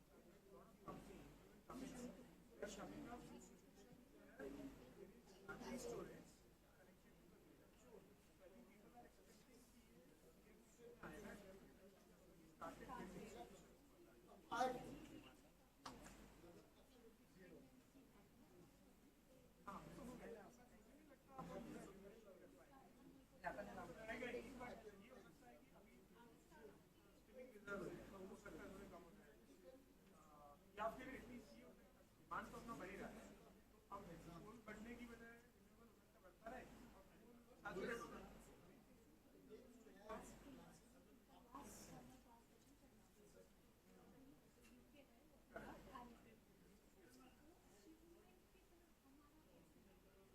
आप benchmark को देखिए,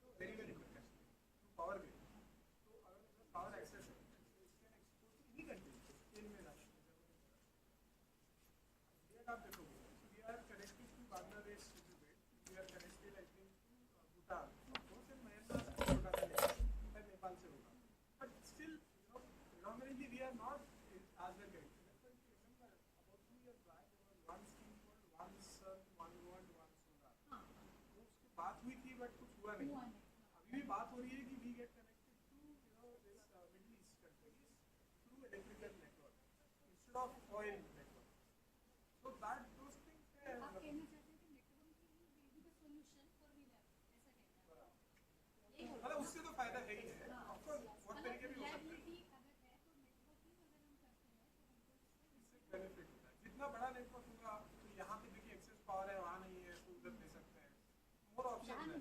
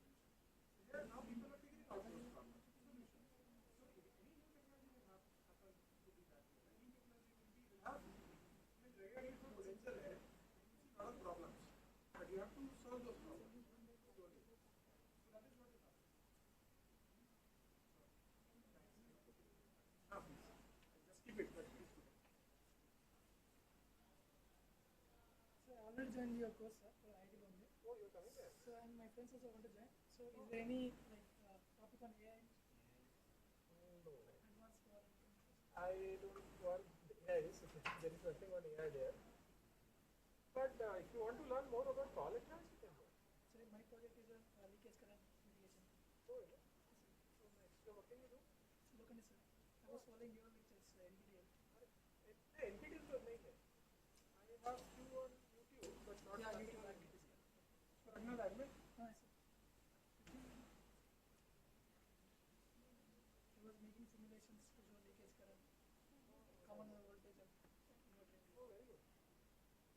Master student? Master student?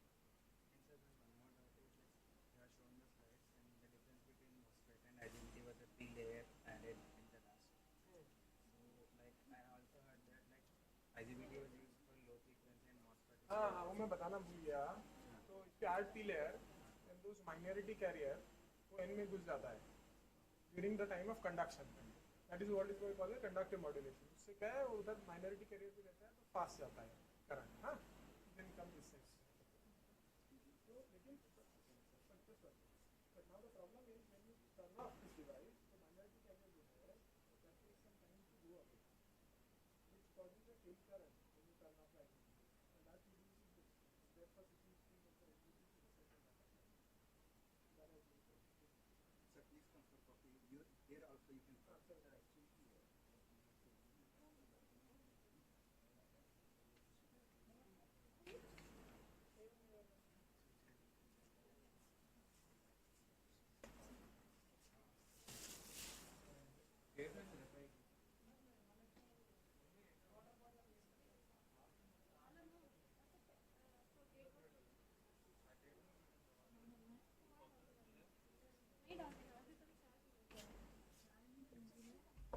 ఏమని అడుగుతున్నారా?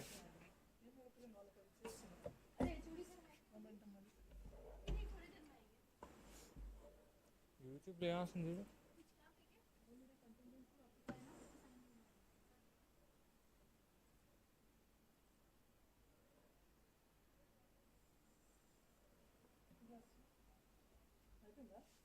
Black screen వస్తుంది.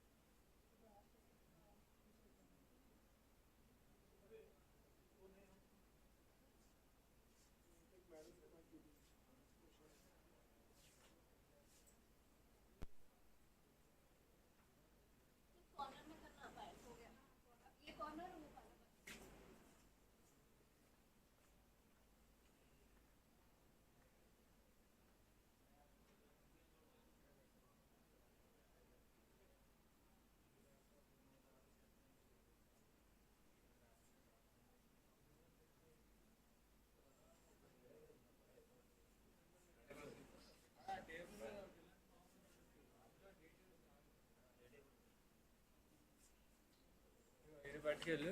ఆయన క్యాబ్ ఛార్జెస్ ఏమైనా కనుక్కో, అవి ఇక్కడ రాయి. తర్వాత వెనకాల ఒక సంతకం చేయించాలి, signature of claimant. Details fill చేయాలి. ఇక్కడ సైన్ అవసరం లేదనుకుంటా. ఏమన్నా అయితే అన్ని ఫిల్ చేయించుకొని తీసుకోవచ్చు. ఇంకోటి ఒక్క నిమిషం, ఇంకో ఫైల్ ఇంకోటి.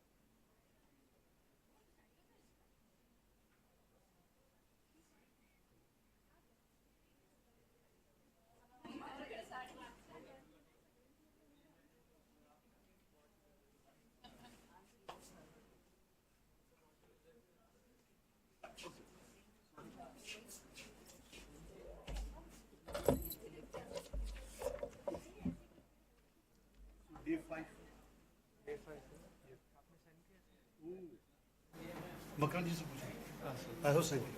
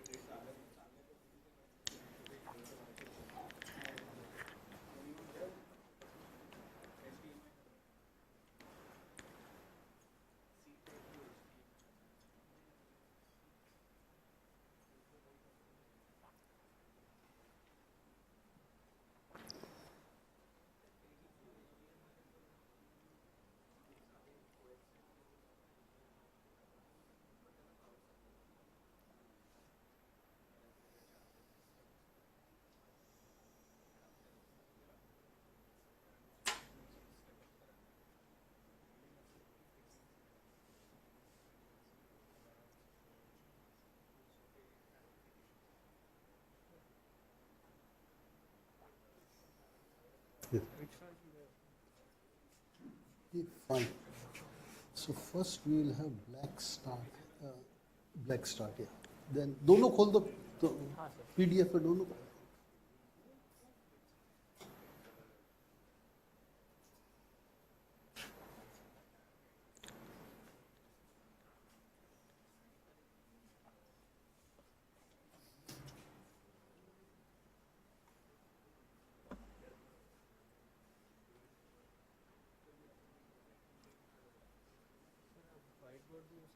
हाँ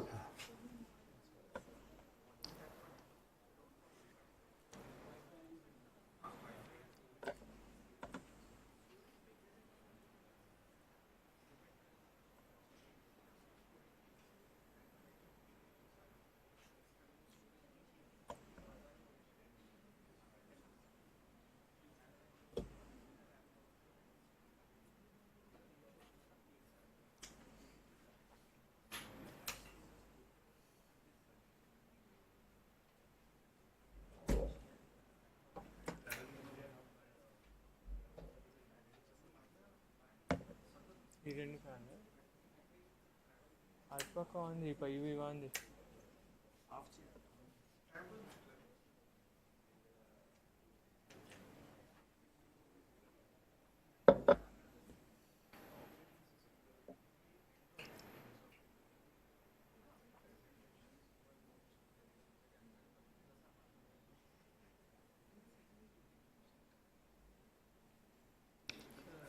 While you want to show the slides, please let me know. I Okay. will share the slides. Okay. If not, it will be whiteboard. Okay.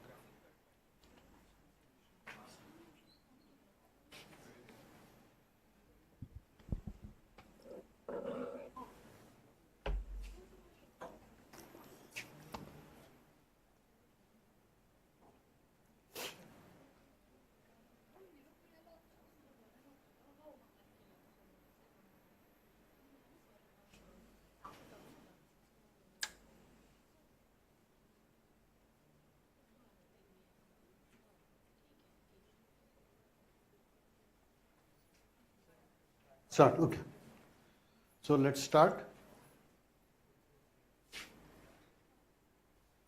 Yesterday we started with dynamic programming.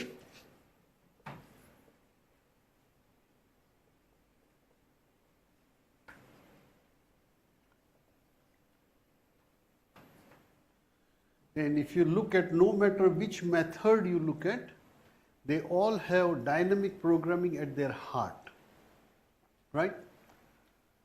And coupled with dynamic, so dynamic programming is an idea, right? Dynamic programming is an idea. So what it says is,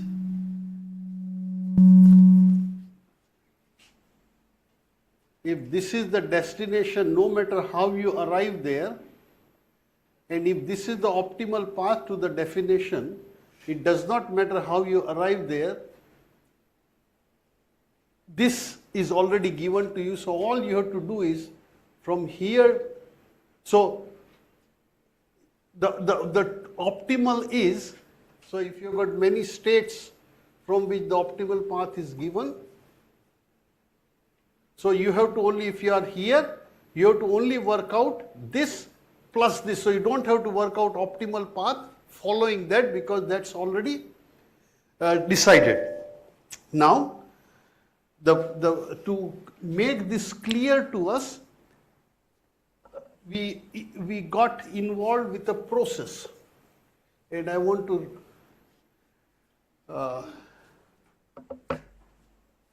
recall it. What was the process we got involved? Yesterday we made a table. So what can you tell about the table? What is it that you remember about the table? So the table is very, very important. I cannot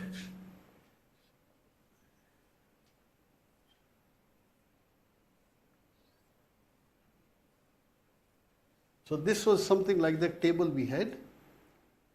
So what in each cell, what did we put? Very good.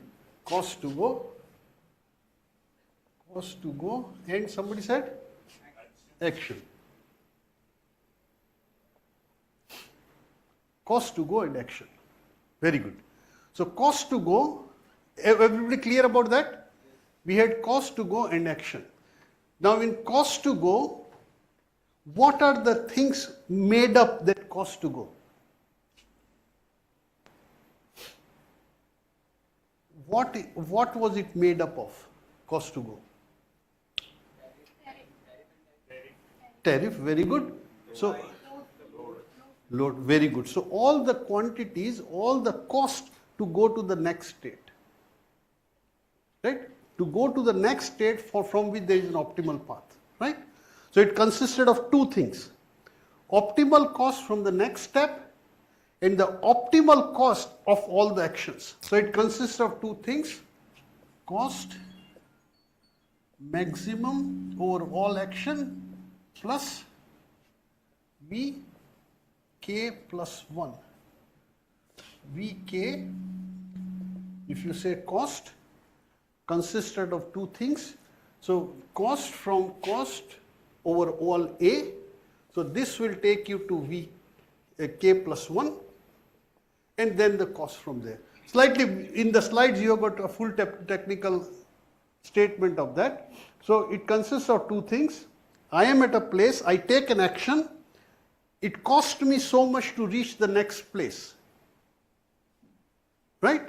And that place has cost to go, so I add that. Then every action takes me to a different place. I have got cost to go from that place, so I look at all the possible costs and pick up that action which minimizes my cost. Right? So the two things, as you said, cost to go and action, but cost to go consists of two parts. One part is cost to the next level, next state, or next time step, cost to the next time step, and I minimize the sum of the two overall actions. Okay? So here the action is fixed because it's already optimal. Now, what was the difficulty we found with this? Where what we saw could be a problem? Mathematically speaking, or practically speaking rather. The path to choose is आ गया ये तो एक बार लगा दिया table तो wherever you start you keep choosing that action and keep following.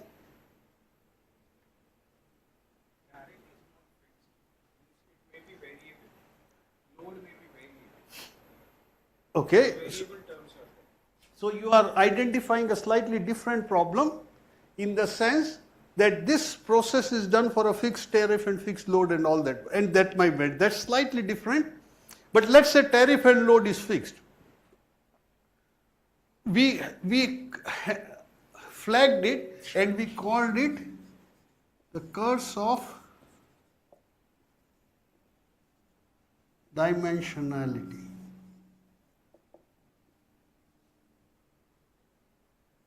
Right? Because here we had only three actions. In general, if you are controlling a DC motor, if you are controlling inverters, the number of duty cycles you can have is really infinite. You can break it down into 5 parts, 10 parts, but that will lead you to an unstable control most likely if you discretize it, because your answer could be 0.0 or 0.12, and if you only have from 0.1 to 0.2, it will keep oscillating between the two. So there are many actions which are potentially infinite. So, and then potentially infinite means for each action, so even if you very, very finely you do that, for each action and for each state you have to go through this process, which becomes a bit complicated. So there are many solutions to that. What is the solution we looked at? We looked at a particular solution, or what did we think might be of help to us? Let me remind you. That's a good way to write. I wrote it slightly differently, but does not matter. What does this say to you?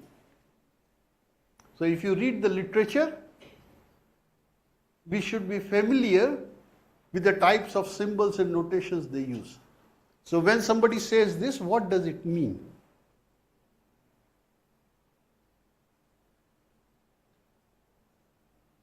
What does A stand for? Action. What does S stand for? State. What does theta stand for?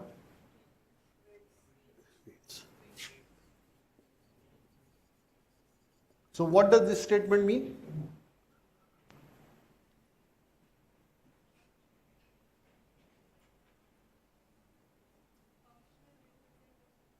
Of, very good. Stable state. So why did you bring stable into it?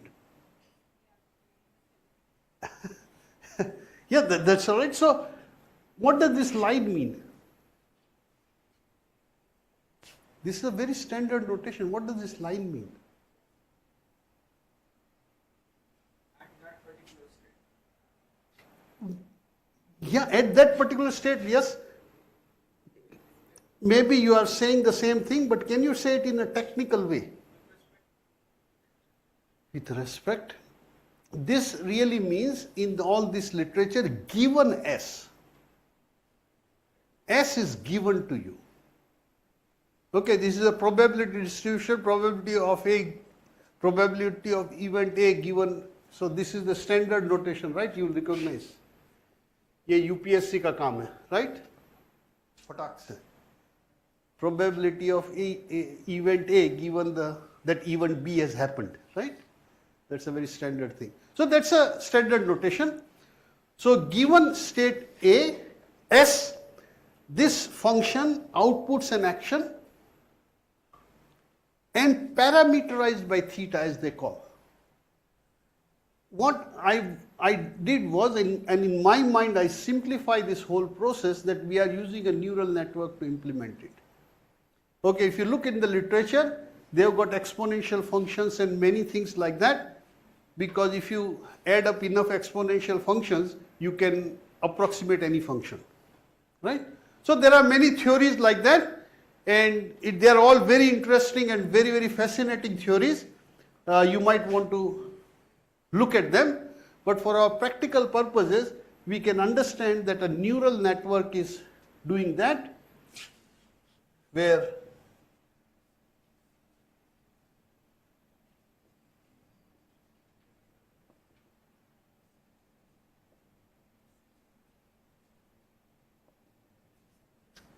so this is a neural network.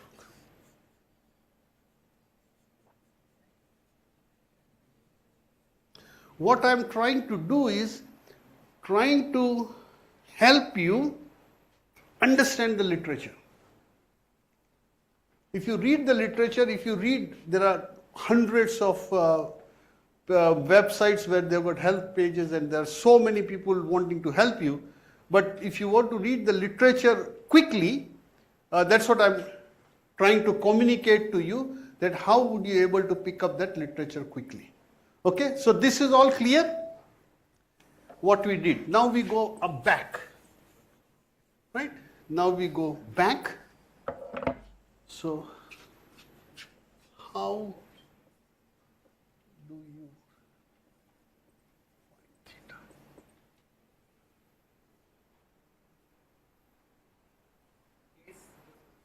Pardon? Guess. Very good. How do you find theta? Okay, guess the solution. Very good. Very good. I guess the solution then. Very good, sir. Very good. Okay, now how do I find the error? Very good. Beautiful. Everything in the world is done this way. There is nothing in the world done any other way. Right? So I guess the solution, that means guess theta naught. Right? Some solution, I have guessed it, and I have got a function, I have got a neural network. Right? Now I find the error. How do I find the error?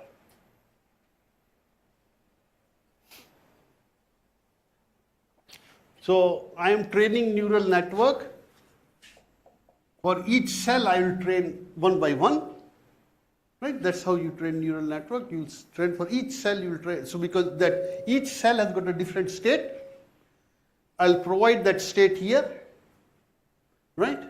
And then I'll get the action or the value to cost to go. There are many things to do, many ways to do. I can have the action or the cost to go. So normally what they do is they calculate this cost to go, right? And try to play with that. So your output of this, if you like, is also QSA. So that's also output of the neural network. It could have actions as output and the cost to go. So this is normally cost to go.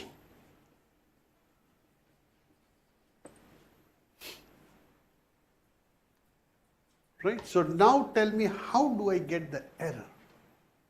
Applying a condition for that one place to go and giving it a reward. Yes. Suppose we had a table from yesterday. I think, yeah, that's a better way to start.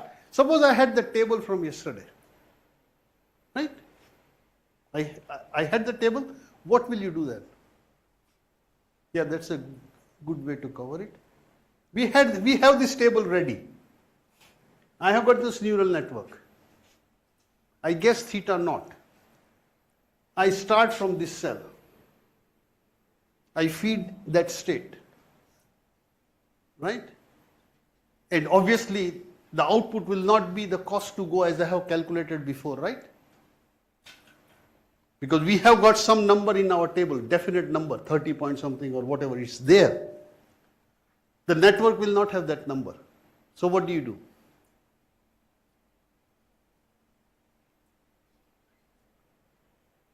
What do you do? Sir, did I see you before? आपको मैंने पहले देखा? तो अचानक आप कैसे आए? हैं? हाँ, आप कर तो रहे, बहुत बड़ी खुशी की बात है, पर आज अचानक फ्राइडे को कैसे दर्शन दिया आपने? Pardon? लोखंड से, ओके. लोखंडेश्वर का आदेश बहुत बड़ी चीज है.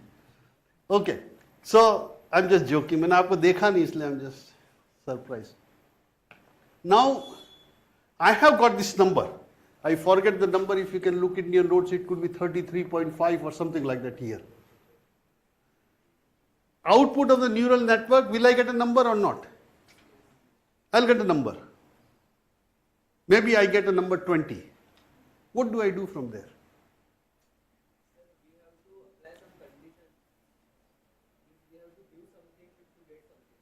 Yes? Without any condition, it will not interpret the result what you want. So I think condition is important first to get which to start.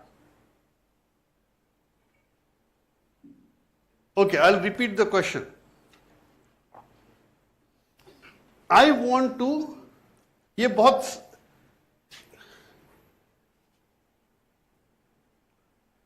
see in teaching over the years and in learning, sorry, teaching की तो बात छोड़ी दो, क्योंकि कौन किसको कितना पढ़ा सकता है ये जानना असंभव है. पर in learning over the years, I have realized that the less you learn, the more powerful it is. But what you learn properly. तो मैं बहुत कम आपको चीजें पढ़ाई है मैंने 5 दिन में, पर जितनी पढ़ाई है बहुत सॉलिड है. Today you may realize or you will never realize, but I had to do my job. So everything I have told you is very, very powerful. All those ideas are very powerful, right? So yesterday we started with a powerful idea.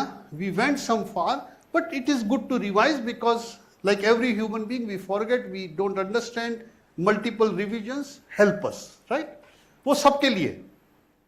तो मैं I want to re-emphasize the process we went through. So आपने you did this as a result of our repeated emphasis. You have now sort of trying to think that way, right? So let's go back. I have got a table. I want a neural network to duplicate the functionality of the table. Problem clear? A neural network to duplicate the functionality of the table. आपने कहा neural network को मैंने initialize कर दिया theta 0 से, some random vectors or whatever I had. Then you said find the error. Then I said the way I have, so the neural network is doing for me. So let me put star here to say optimal, right? Otherwise confusion हो जाएगा. Theta A S is giving me 20. मैंने neural network पे state लगाई, state 1 or whatever it is you can call, we can have names for that. I got 20 and I know that I should get 33.5, right? Because I have created that table myself. कल अपन ने बना है वो table, that is solid, rock solid. I am just trying to convert that information from the table to a neural network. Okay, now this gives me an idea that I will do it myself now. Okay, but anyway, वो छोटा problem है, that will be a nice solid problem. Because most of the problems we do are too complicated to understand these things. But anyway, let's continue the process. I'll implement it and if time permits, or now, not now, but later I'll send it to you. So find the error. So in this our context, what is the error?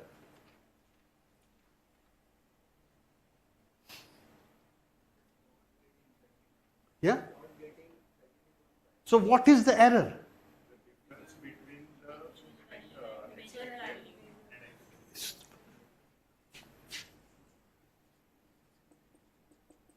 That's the error. कोई मुश्किल काम नहीं है. मैं सही कह रहा हूं? वो एरर आ गया. अब हम क्या करेंगे? Third step.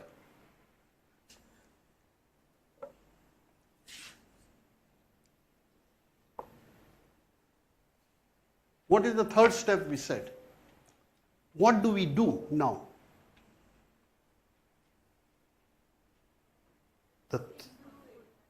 Improve the? Yes. Not improve आपने ठीक कहा. Correct? Minimize the error to do what? Improving accuracy. So I minimize the error, choose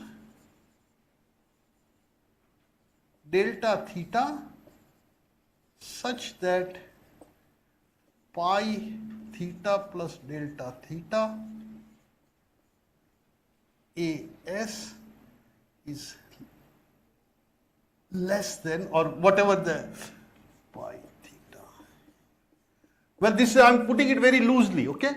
What I'm trying to say is I want to find delta theta so that my error becomes less, right? So I want to find delta theta so that my error becomes less. And I have put it deliberately in that form and suggested by our friend the 3 steps. That's what you should think all the time. Now we can fill in some details. So I want to find delta theta and we know we are dealing with neural network, right? So to find delta theta, what is an algorithm we had a look at? We had a look at an algorithm to get delta theta. Taylor series is a theorem that led to what? What is the only way to reduce error? Huh? Steepest descent is the only way to reduce error. There is no other way. So we find the steepest descent with respect to what? With respect to, see, steepest descent, so क्या चीज, what is varying? Steepest descent means that you vary this thing in this direction and you will move the fastest. So what is the thing that is varying here? Theta. Thank you very much. We have made a lot of progress. Very good. So theta is the thing we have to vary in the direction of the steepest descent. Right? And that method is very efficiently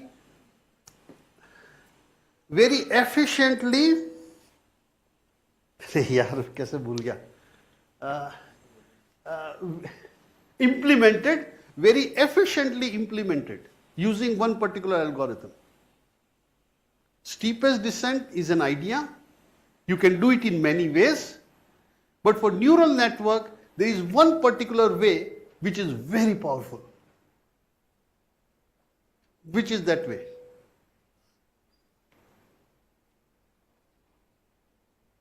बहुत powerful है. For neural network, yeah? Back propagation.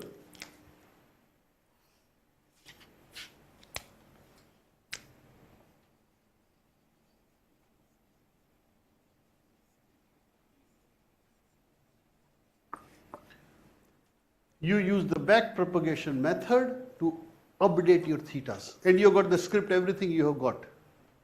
Like Python भी है आपके पास, MATLAB script भी है implementing this in detail, but all those packages implement it like that. But you have got a detailed implementation with you, you can follow through. And a very, very powerful idea. So these three steps are clear now. Firstly, we get the table. I want to convert that table into a neural network. All that process is clear. Because that is repeatedly you have to think through this process. I have got a table, I want to duplicate it using a neural network, and to do that I follow these three steps. I guess the initial weights, put the known input, I have got a known output. If there is an error, I use that error to change theta so that my error reduces. So I keep doing. I keep doing all circulating, maybe do it 100 times, 200 times, 300 times, and the experience shows that the neural network will duplicate the table. When you will give this input, it will get that output if you trained it enough number of times. Is the process clear? Okay, अब इतना ही होता तो इसकी कीर्ति इतनी नहीं होती neural networks की और इसकी लर्निंग की, sorry, I am very sorry, learning की कीर्ति इतनी जबरदस्त नहीं होती if this was all, but this is the essential, the heart of it. If you don't understand it, जो इसकी कीर्ति है वो भी आप नहीं समझ पाओगे. ये तो समझ में आ गया ना, to duplicate a table with a neural network, and neural network is continuous. Table में तो आपको डिस्क्रीट है, न्यूरल नेटवर्क इज कंटिन्यूस. आप उसको यहां कोई भी नंबर देंगे वो आउटपुट देगा. तो curse of dimensionality, that's our hope to overcome the curse of dimensionality using neural networks. So this is very good, wonderful, but the power of this whole reinforcement learning is when I don't know the table.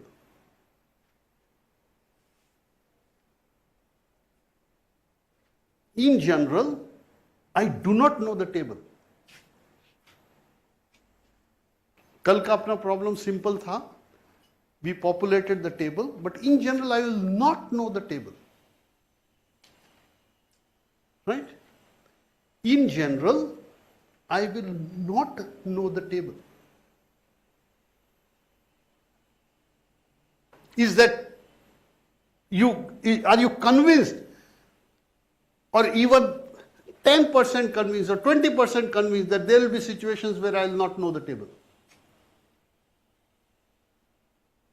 Right? If there are, it's only had one state and 3 actions. If it had 5 states and 10 actions, it will be almost impossible to create that table.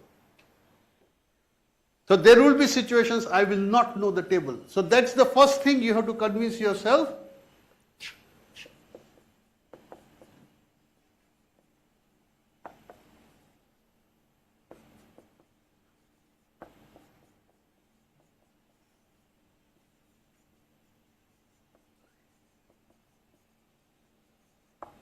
इसको बहुत ध्यान से देखें, बहुत समझे इसका अर्थ क्या है, इसका तात्पर्य क्या है, कि सब इस पे, that's the fulcrum on which this entire reinforcement learning rests. कि I do not know the table. And so here why did we need to know the table in this process here? In this process we underwent before, what is it we picked up from the table? Why did we need to know the table to go through those 3 steps? What is in those 3 steps that depended on us having the table? Pardon? अरे आसान question है, मुश्किल नहीं है या? अरे weights तो अपने पास नहीं थे ना, वेट्स तो अपन आर्बिट्ररी स्टार्ट कर रहे थे. Table did not give, yes, cost to go. ये टेबल के बगैर नहीं मिलता ना. If I did not have a table, I would not have got that. So that crucial part of getting the error was dependent on me completely working out the table before. And if that was the case, that still it's a big deal that information like that can be captured in a neural network. That is itself is a significant thing. I'm not saying that that's not significant. That we have got a mathematical structure which can capture complicated things.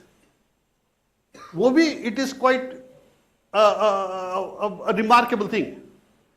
But much more remarkable is when I don't have this table and I can create a neural network to represent this table.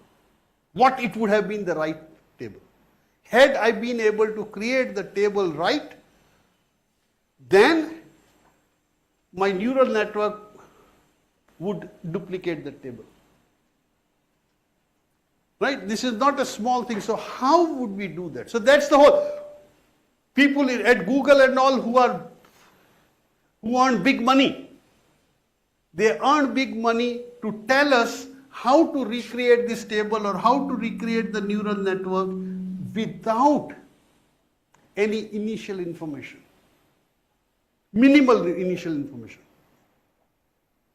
So, I mean, मैं तो नहीं जानता सब, but even of people who know, they don't know everything, but there are many different ways, and each of these ways is to start randomly. ये सारा table, the same way as we assign theta not randomly, they assign this entire table randomly. Okay, and then they use that value, cost function, whatever is there as the actual one and update it. The 33.5 to start will also be a random number here. Okay, they use that, they kept doing for 1,000 times, 10,000 times, 1 billion times, and finally they converge to the value that you would have got had you done it all using a table. That is a very fascinating aspect of it. If you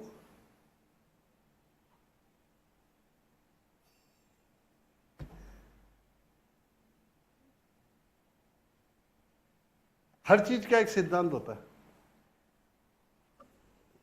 You can work in neural network, there is nothing, there are all the libraries available.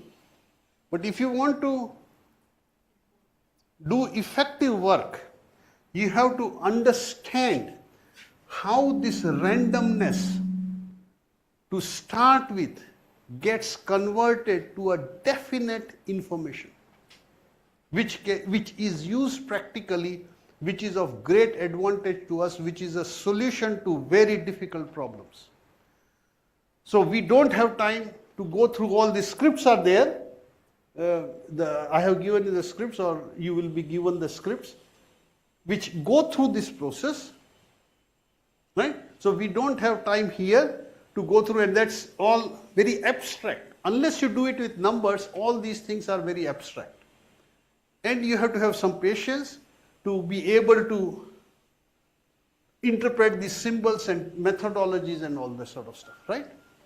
So the script is there. So if you want to do the great things, plan this, plan that, plan battery, energy saving, optimal this, optimal that, and if you want to use machine learning, this is where you have to start with.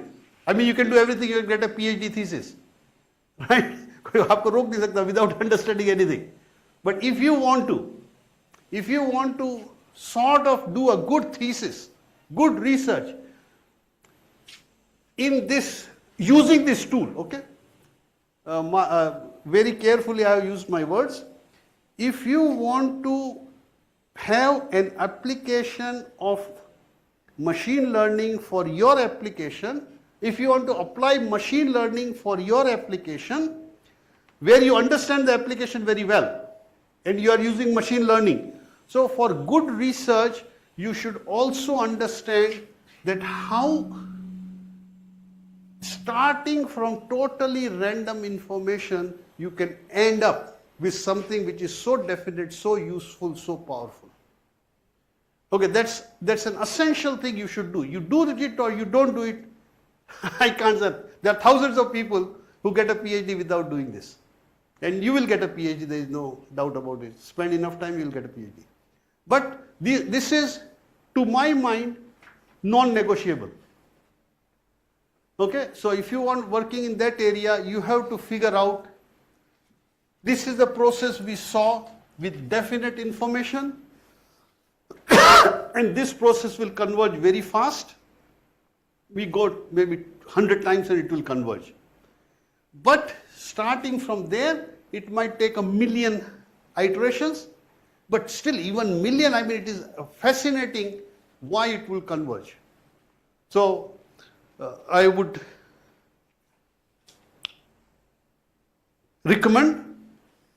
strongly recommend that people who do research in this area think about those things, and these are the steps. So the essential things are captured here. So whenever you look at an algorithm, look at these three things, that how are they doing these three things. So you'll understand it much faster. And the final step is, how do you get the desired value to get the error? To start with, in practical problems, we get the desired value as random numbers, and we keep improving from there and come to our answer. So it is quite fascinating. I mean, if you have got some curiosity, you cannot be but amazed at entirely a random operation can lead to such extraordinary result. And it is done through rewards and all that. It is not completely random. So you assign some rewards. You don't know the system, but you know under which conditions you need to award rewards.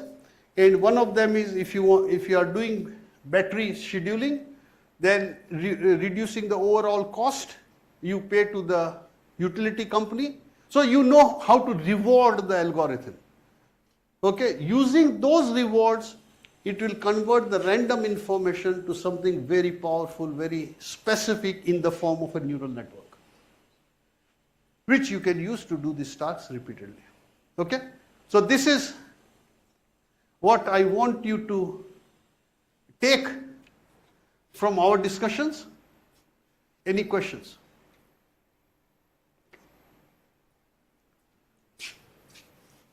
So now we switch gear, as they say.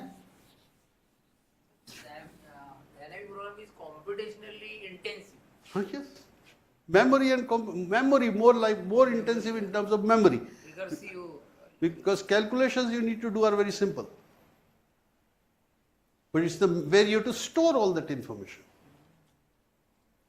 So you have to store all the information to the right. You can't throw anything away. And then you come to the left. So it is a memory problem.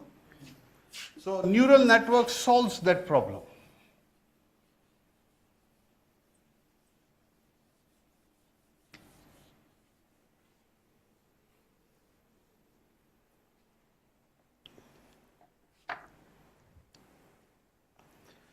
Now we go a bit to a different direction.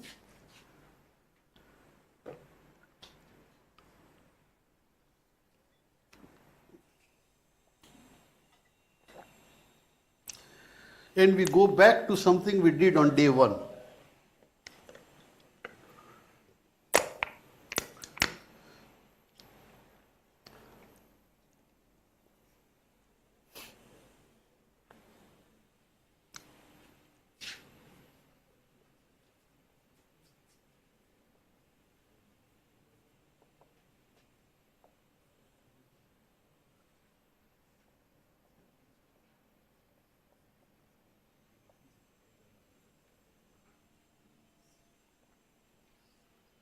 We go back to what we did on day one.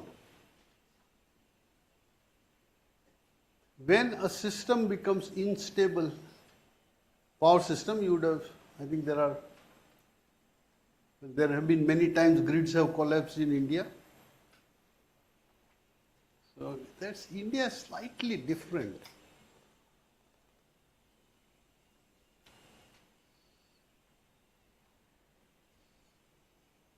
Because most of the times grid collapse in India is due to what? Overdraw. Repeat happen if you don't. Voltage variation, yes? Overdraw of power. Overdraw.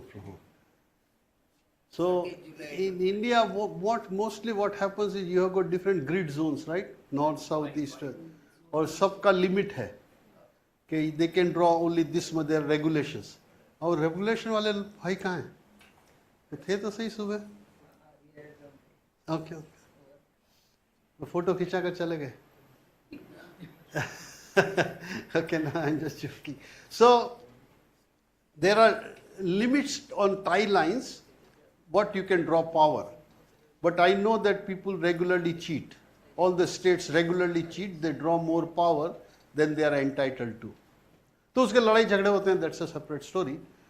But unfortunately in India, that is the major cause of this interconnection gets tripped. Because when you are drawing more power, they just open the thing. And then it is north grid collapse, ki western collapse ho gaya. So that is one reason. What is another reason for instability in power systems? For which you got, I don't know how many of you are power system people, but AVR, PSS. So they are all devices installed to avoid instability. So how is instability done? Or how is, okay, let's put the question in a different way. What do we regulate? Yeah, that might be a better question.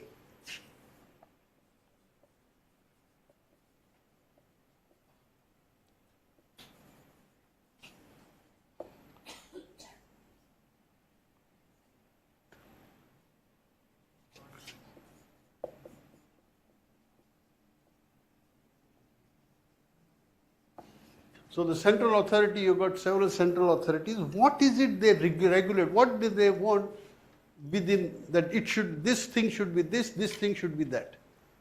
What are the two key things? Well, I shouldn't say two. What are the key things they monitor or regulate?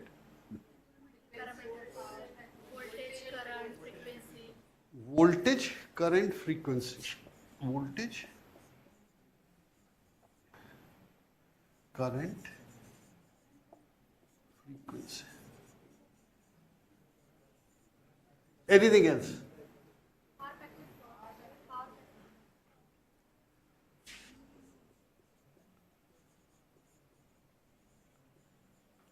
Anything else? वो तो दूसरा level है वो. Yes? Anybody else?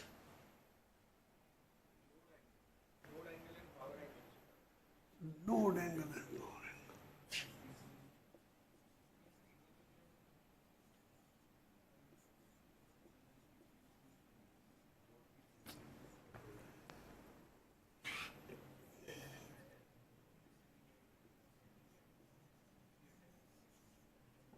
Anything else? इसमें नहीं आया? आगे? Pardon? Load flow.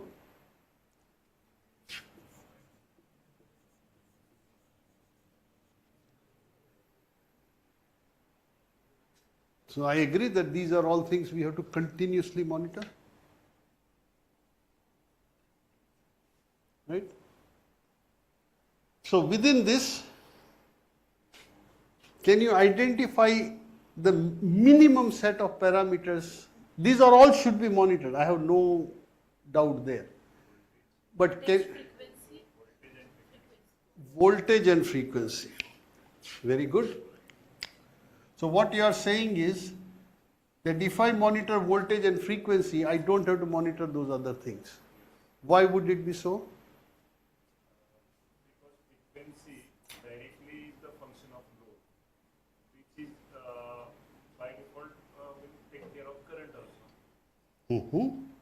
So what you are saying is that frequency takes care of this thing, right? That's what you are saying. So if I monitor frequency, I don't have to monitor load flow. Okay? What else does frequency take care of?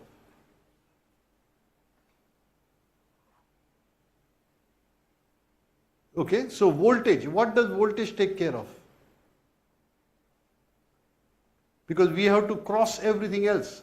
If we are monitoring only two things, we have to cross everything else. Can we cross it?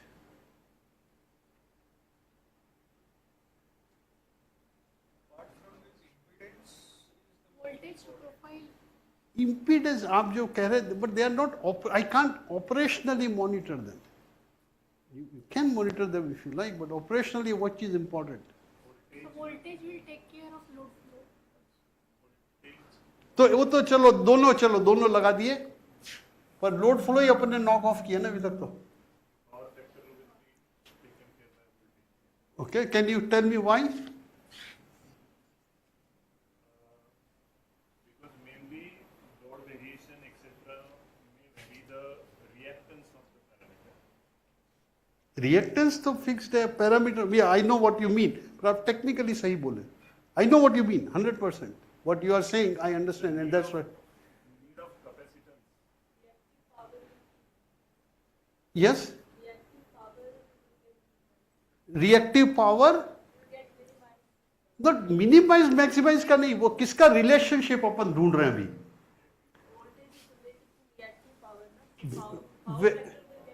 Very good, very good. So voltage, an indicator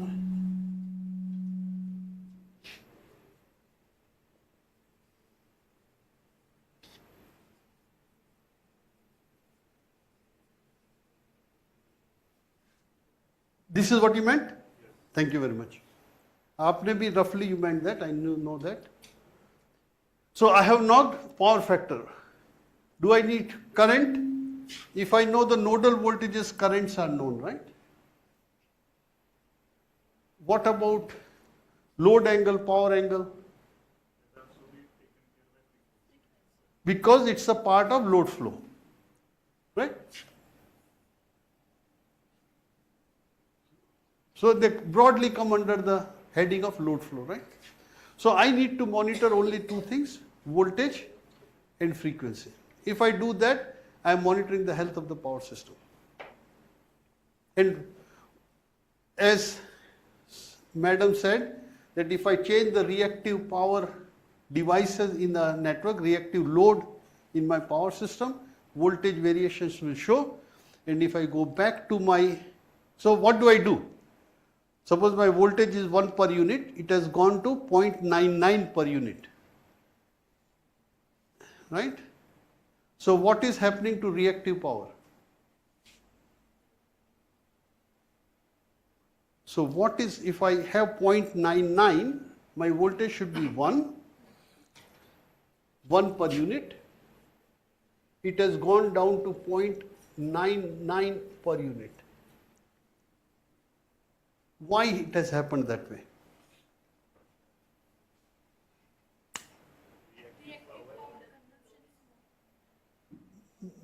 Reactive power consumption is more. So how does 0.99 help it? Because of the?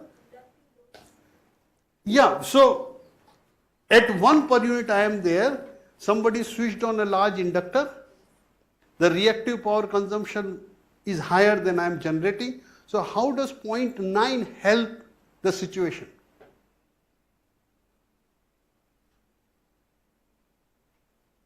आपने सब कहा वो ठीक है, पर मैं ये जानना चाह रहा हूं कि 0.99 how does it help the situation?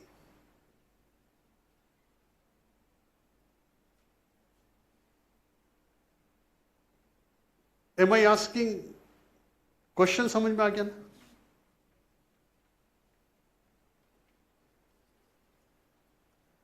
How is 0.99 or 0.9 or 1.02 or 1.03 helping me with the situation?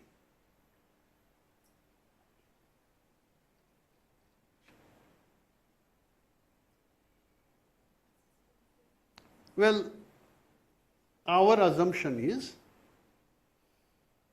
that reactive power consumption is a function of squared voltage. Right? In the transmission lines and all, the reactive power, if you do the equations, you will see that square of the voltage will be involved in reactive power consumptions across the transmission lines and all that.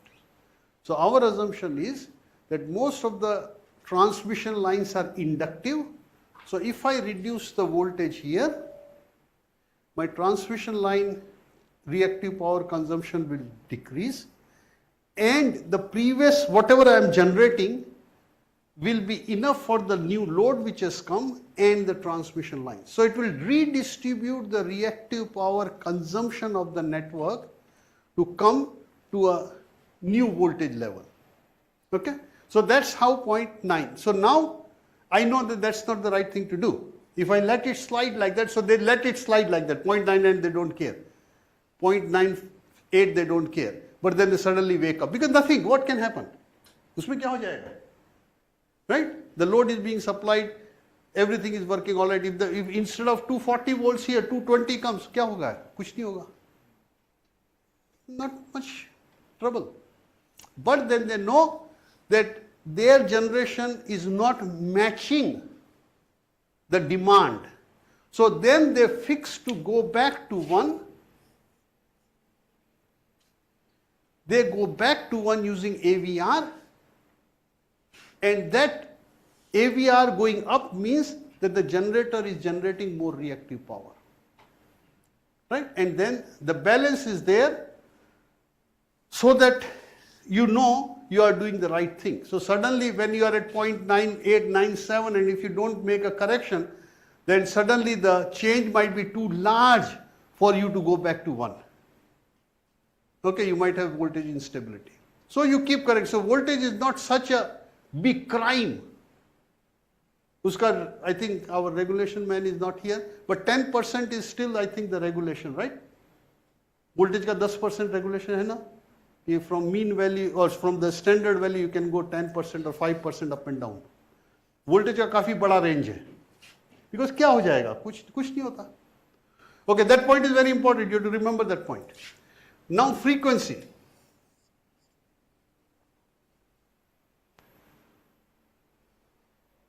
Why does frequency change? Load. So मैं भी एक एक शब्द में बोलता रहा तो आपको कैसी आपकी वो होगी हालत.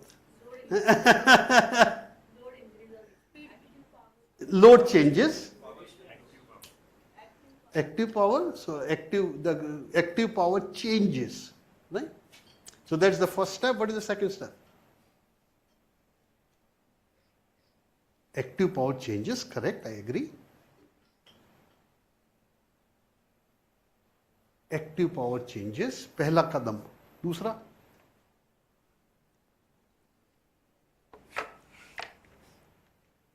क्या? फिर फ्रीक्वेंसी कैसे बदलती है? ये तो बच्चे होते हैं, वो ऑस्ट्रेलिया वगैरह में बच्चों से पूछो तो बिकॉज वो स्टैंडर्ड जवाब है उसका. क्यों किया ये? बिकॉज, और फिर रुक जाएगा, जवाब कभी नहीं देगा. ये पता नहीं इंडिया में भी आजकल ये होता आई डोंट नो, पर हमारे जब बच्चे छोटे थे यही करते थे, बिकॉज. तो उसने कहा बिकॉज कहा तो यू हैव टू एक्सेप्ट कि there is a reason without them telling us the reason, because. तो ये आप वो बिकॉज वाली बात कर रहे हैं, बिकॉज नहीं. लोड बदला तो फ्रीक्वेंसी क्यों बदलेगी? स्पीड क्यों बदलेगी? किसकी स्पीड बदल रही है? मेरी कार की, आपकी कार की, या जनरेटर, सिंक्रोनस जनरेटर की, right? The speed of the synchronous generators will change. When the load changes, the speed of the synchronous generators change. Why does it change? या inertia, सब वो पूरा वाक्य बोल दे, मजा आ जाएगा यार. अब 5 दिन में इतनी आपने झेला है तो थोड़ा और. Falling back of the rotor, falling back of rotor in reference to the synchronous motion. The falling back of the rotor, inertia, all your responses are right. So you are, let's look at load change की जगह आपकी बात मानी, load increases. अपन एक ही दिशा में करें, विपरीत दिशा में उसका उल्टा हो जाएगा. Speed will change. क्यों? मैं वो पूछ रहा हूँ.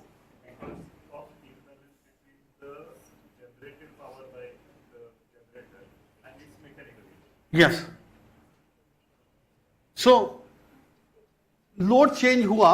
So okay, thank you very much. So load change हुआ. So why should the synchronous generator electrical power change? Supply the load. Supply the demand.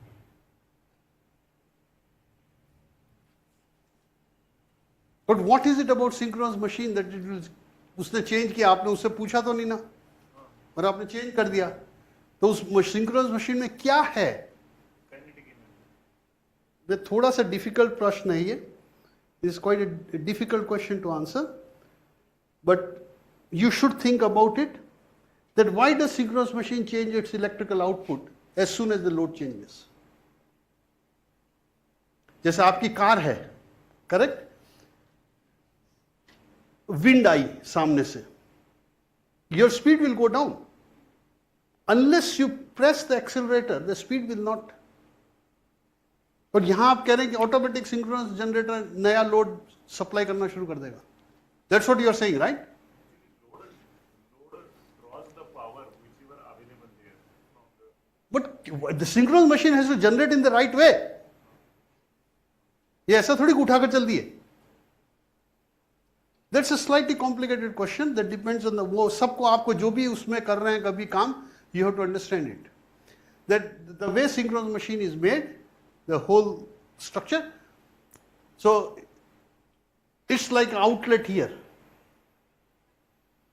यहां आपने 2 एम्पियर का लोड लगाया, 5 का लगाया, 10 का लगाया, will it supply or not? Right? So it has to do with the properties of synchronous machine as a constant voltage device. So वो सब थोड़ा complicated है, but and you should know it. If you are working in that area, you should know it 100%. Even if you are working in the power company, you should know it. So synchronous machine, the characteristics of synchronous machine is, as soon as the load changes, it supplies that load, doesn't ask any questions, right? But then continue your story. Yeah, then? From the energy stored in its rotating mass. Okay, so उसके पहले आपने एक step पहले कही थी. Yeah, mechanical. So what happens to mechanical energy input? Mechanical input doesn't change. Very good. Mechanical input does not change. So where is the difference going to come? उसने तो output करना शुरू कर दिया, वो तो उसका प्रॉपर्टी पे आधार रखता है, उसने उसका आउटपुट करना शुरू कर दिया, इनपुट बदला नहीं है. तो how would it be matched? It is matched by the change in the kinetic energy of the generator. It will either slow down or speed up, depending on whether load is increased. yeah, decrease. So वो process clear है. And when that happens, the frequency changes. Why? Because frequency is proportional to the rotational speed. उससे क्या मुसीबत हो गई?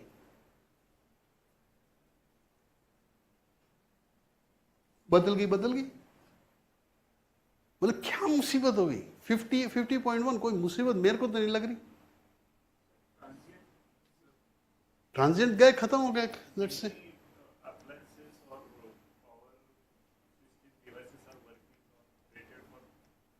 कौन से बताओ मेरे को? आज के पहले घड़ियां होती थी, अब तो घड़ियां भी नहीं है. आप बता दें कोई सा भी डिवाइस काम करता है उस पर. यार 50 और 50.1 पे फर्क पड़ेगा क्या मालिक? 50 का आप 60 पे भी लगा दो चल जाएगा.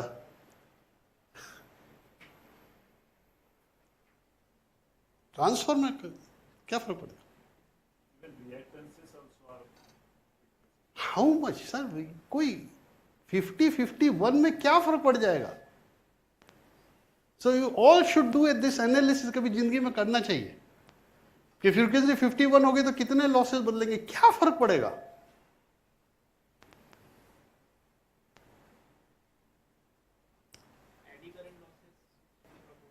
अरे कितने बदलेंगे यार?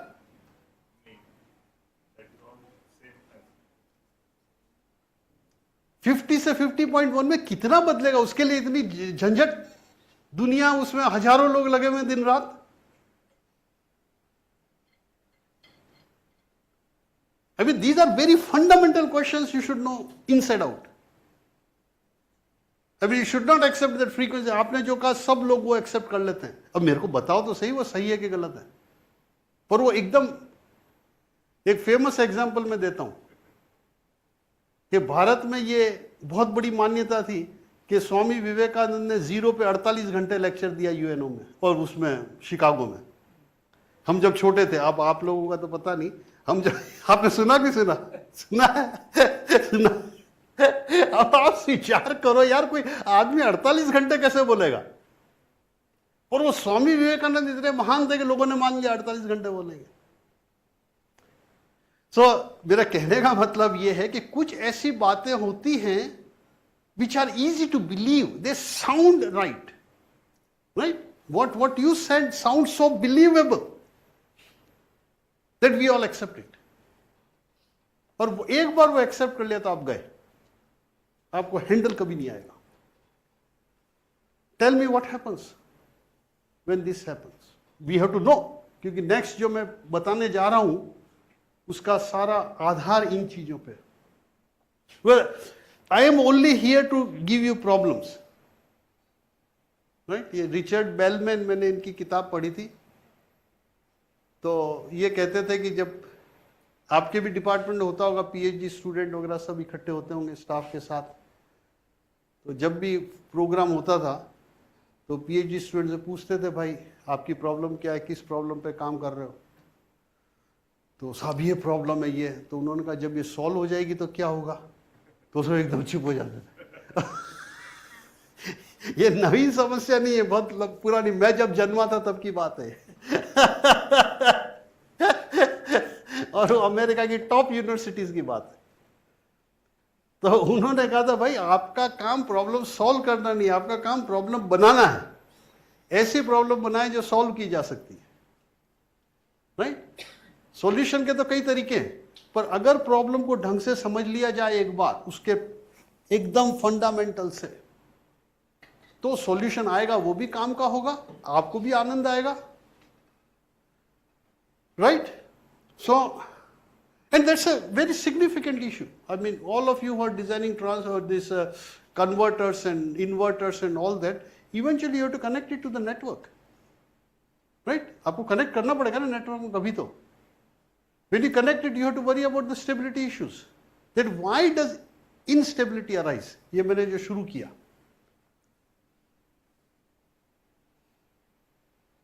Right? So we have to see why instability. So what is, again we come back to the same stupid question. Frequency नहीं ठीक हुई तो क्या हो जाएगा?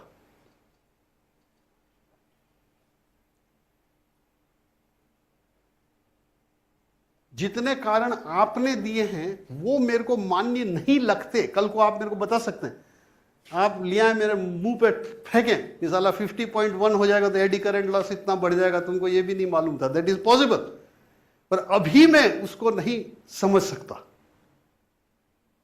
See, so I have whatever little I have thought, maybe you have thought more, so you know that 50.1 the eddy current losses will be.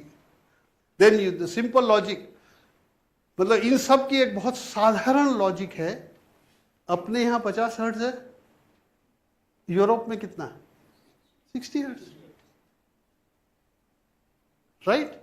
तो 50 से 60 hertz में कोई अंतर नहीं पड़ता. ये तो सभी 50 रखते हैं या सभी 60 रखते हैं. Am I making sense?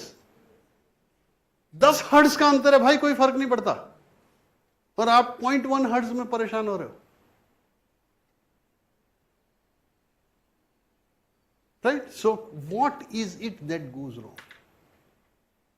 And that's what my topic for today's thing is, to design inverter controllers for stability purposes. But first we have to know what causes instability. मैं सही तो कह रहा हूं ना? अगर फ्रीक्वेंसी बदलती है तो क्या होता है?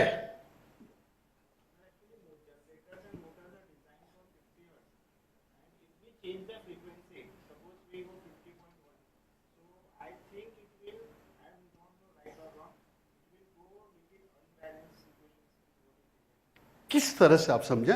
राइट और रॉन्ग तो बता ही दे, तो आप क्लियरली नहीं बताया आप क्या कह रहे हैं. मतलब आपने ऐसा कहा कि दुनिया में आइंस्टाइन भी नहीं कह सकता आप राइट है कि रॉन्ग है. आप क्लियरली बताएं क्या कहना चाह रहे हैं. पार्डन? यस, तो उससे क्या फर्क पड़ गया? क्यों? Oh very good. क्यों अनस्टेबल होगा? सिंक नहीं होगा, मतलब all generators are connected to the grid, तो वो जब स्पीड के साथ चेंज करेंगे तो वो सिंक नहीं कर पाएगा क्योंकि टाइम लेगा. Very good, very good. They will not be able to sync. Now tell why it will not be able to sync. Very good. So the question is not 50 or 50.1, because why are they syncing at 50? बताएं. Generators उस pattern में design किए रहते हैं ना. Not generators. आपकी बात, हाँ, not design. ग्रिड की बात छोड़ें. ग्रिड तो 60 में भी चलेगा. सेम ग्रिड में 60 के जनरेटर लाकर लगा दूं और चलाकर बता दूं तो ग्रिड सेम. इंडिया का ग्रिड और यूरोप का ग्रिड में अंतर थोड़ी है. आपकी बात 100% सही है, पर उसको जरा डिटेल में बताएं.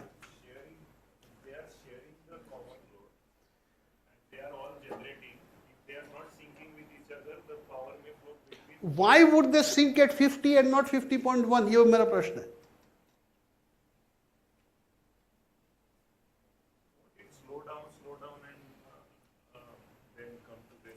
But why would it not do it at 50?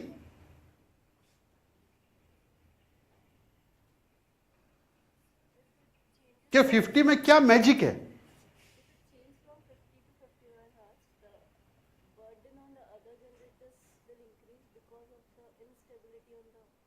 Instability क्यों हुई? मैडम ने सही बात करी 100%, वो आई ग्रांट इट, पर आप उनसे ले. उन्होंने ऑलरेडी कह दिया कि synchronization will not be there, or synchronize, they will not synchronize because they are going at a different speed. Right? आपने यही कहा ना. So 50 पे क्यों वो सिंक्रोनाइज है? 50 पे इसलिए सिंक्रोनाइज है कि दुनिया को एडवर्टाइज किया गया है कि 50 पे आपको चलाना है. Is that right? Her generator वाले को बताया गया है कि अगर 60 का होता तो 60 का, 51 का होता तो 50. आप चाहे जो नंबर जो उसको दे सकते थे, पर all should have got the same information, which is 50 hertz. They have got it. So there is no magic about 50 hertz or 51 hertz or 52 hertz. The magic is only having told them before hand कि आपको 50 hertz पे चलाना है, वो उस पर चलाएगा। Governor है, स्पीड रेगुलेटर चलाएगा। जैसे ही स्पीड बदली, राइट, तो आप मेरे को बताएं सब जनरेटर्स की स्पीड एक सी बदलेगी? नहीं बदलेगी, right? So their rotors will be moving with respect to each other, and then they will be exchanging power amongst themselves. तो जो रोटर आगे होगा वो वहां पावर डंप करेगा, और फिर जो रोटर स्लो जा रहा होगा उसको वो स्पीड करेगा, ये स्लो होगा वो स्पीड होगा, and then the exchange, so the generators will be exchanging power amongst each other rather than supplying the load. Right? आपका बात का ये conclusion, what you suggested, they will not be able to sync because normally if they are synced, the field of the two generators have got a fixed angle. आप उसके rotor को mark करें, एक generator के दूसरे generator को rotor को mark करें, and they will have a fixed angle. Right? दो रोटर फिक्स्ड एंगल पे चलेंगे, जैसे ही स्पीड बदली वो एंगल बदलता रहेगा, and due to that there will be exchange of power, and one will speed up and one will slow down. So 50 hertz is not an issue. What is an issue is that if it is not 50 hertz, we don't know what is other generator, because उसको थोड़ी मालूम है कि आप 50.1 पे चले गए, unless you have got a way of communicating.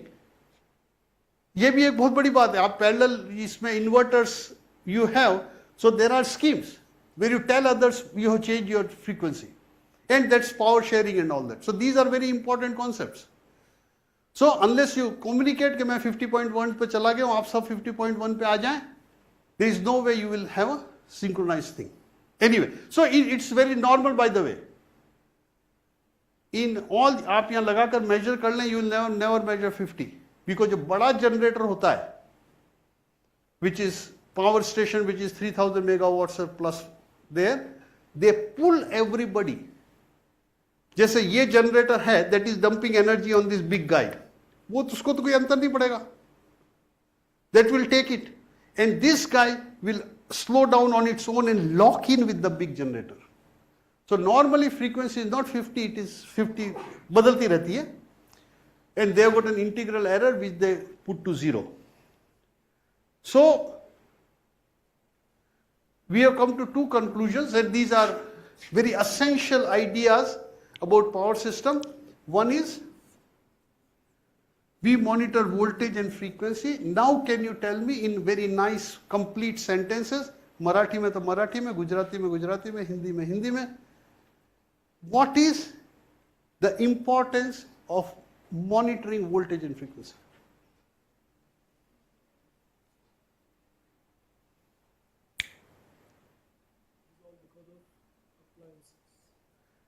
नहीं यार, अप्लायंस की वजह से नहीं, अप्लायंस का कोई फर्क नहीं पड़ता।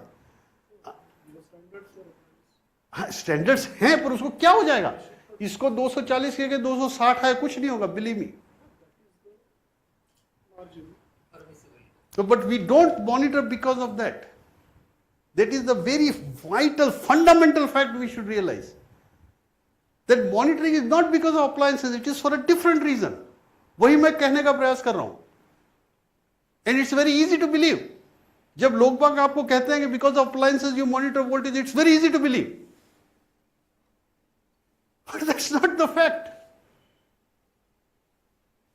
आप when I take my laptop, यहाँ नहीं है, पर आप ये लैपटॉप ले जाएं अमेरिका में प्लग कर लें, और अमेरिका का लैपटॉप यहाँ ले आए 220 में प्लग कर लें, कुछ नहीं होगा। आपका यहाँ तो वोल्टेज वेरी करता रहता है खूब, कुछ नहीं होता। Your lights are there, everything is there.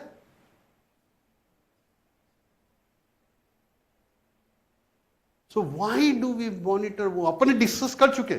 So I want somebody to summarise it for me. अब वो चीजें इतनी ब्लैंकेट स्टेटमेंट है ना, अब उसमें कोई कुछ कह नहीं सकता और कोई कुछ समझ नहीं सकता। आपकी बात सही है,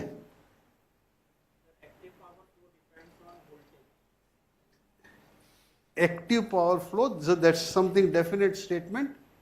देखो अपन ने क्या प्रोसेस किया था ये सब लिखे थे, and then we crossed out a few things relating it to just two things, right? तो वही प्रोसेस आप रिविजिट कर लें.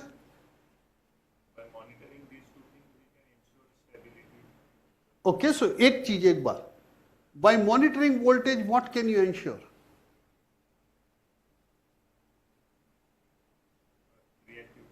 Reactive power. पूरा सेंटेंस बना देते, मेरी भी तबीयत खुश हो जाती यार, हैं? By monitoring voltage we can make sure that there is a reactive power balance between generation and load. Everybody agrees to that? By monitoring voltage, I make sure that I am generating enough reactive power to supply the load, right? Pardon? Supply and generation Of reactive power. What about the frequency? यार आप sentence बोल दो ना यार मालिक, क्या पूरा sentence बोलो. By monitoring frequency, we can ensure the balance between load and generation Of? generation of active power. Very good, thank you very much sir. Right, बहुत साधारण चीजें दोनों, बट वाइटल. नाउ अब इतना ही होता तो बात क्या थी? What is the one major assumption between voltage and reactive power? बहुत इंपॉर्टेंट बात है वो.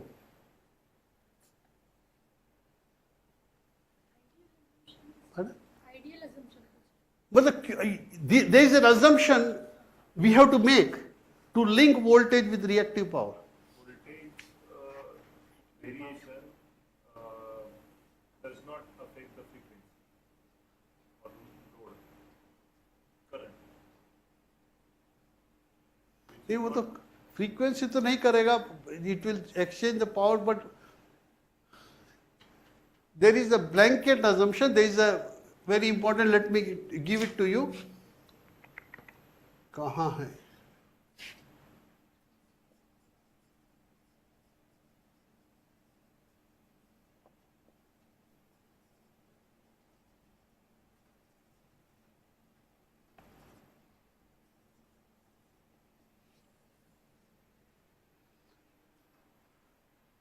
This is a very important assumption,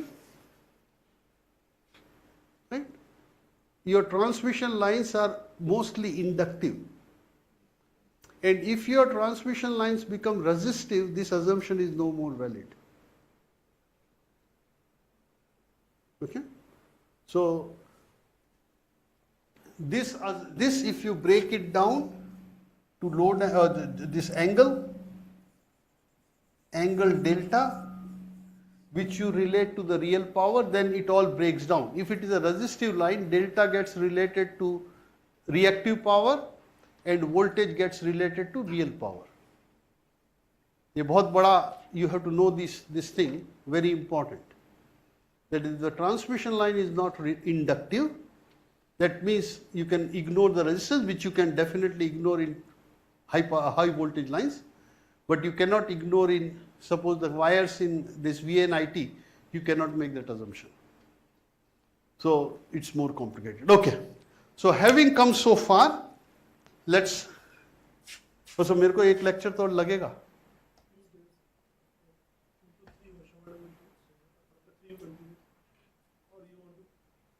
No, 2 to 3, that's right, after 3 I'll.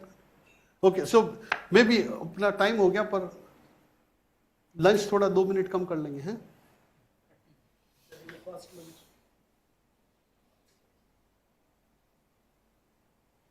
Yeah, so the problem I'm trying to tell you now is, I have got inverters, right? I don't have synchronous machine, let's say. I have got only inverters, I have got batteries, solar, wind, right? I am connecting parallel interconnection of inverters. So upon problem अभी देख लें, आप lunch खाते खाते time सोचे,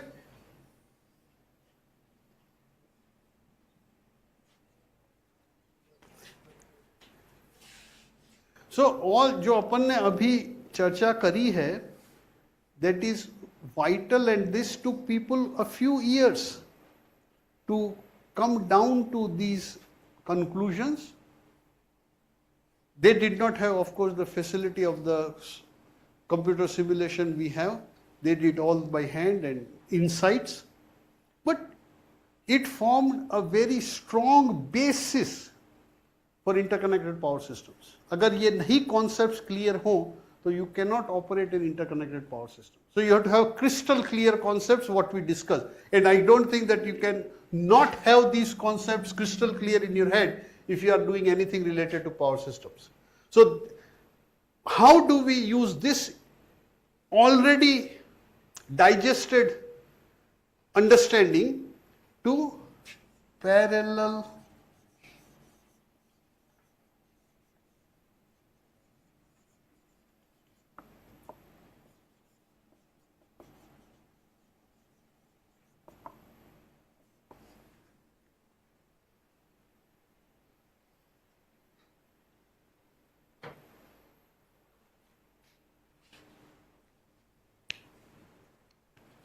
थोड़ी मुश्किल क्या है अपन समझ ले पहले.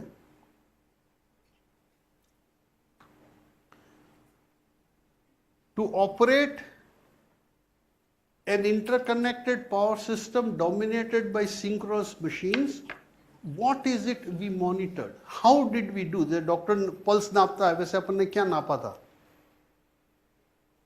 क्या नापते हैं? In the current situation, what are the things we monitor to make sure that the system is working properly?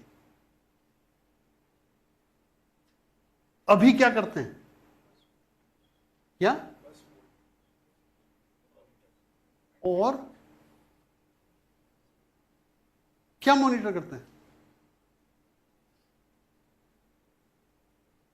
Yes? ये तो सामने बोर्ड पे है, अपन ने इतनी चर्चा करी, इसमें इतना परेशानी का क्या कारण है? Voltage and frequency. साधारण बात है ना, कोई इसमें ऐसा झंझट तो नहीं है. Voltage and frequency, right? What do we do for parallel connection of inverters? Can we just do this voltage and frequency?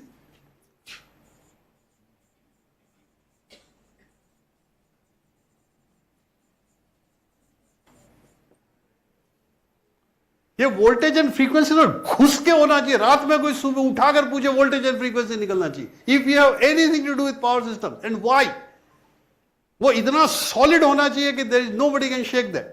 But that उसका सब चीज उस पर आधार है कि how this power system is run. If you don't have an fundamental understanding of those things, you cannot operate a power system, right? Voltage and frequency. अब अपने को नया स्मार्ट ग्रिड है, ये स्मार्ट क्लासरूम है, सब स्मार्ट हो रहे हैं अपन. तो उस स्मार्ट ग्रिड में अगर मैं वोल्टेज एंड फ्रीक्वेंसी मॉनिटर करूंगा तो मेरा काम चल जाएगा. क्यों?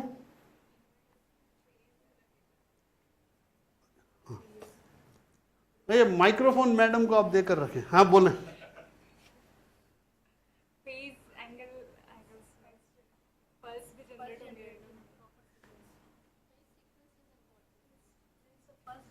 यस, या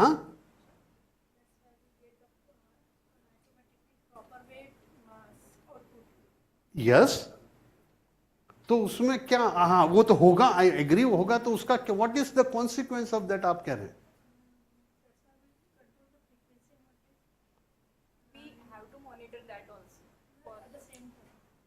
नहीं आप okay.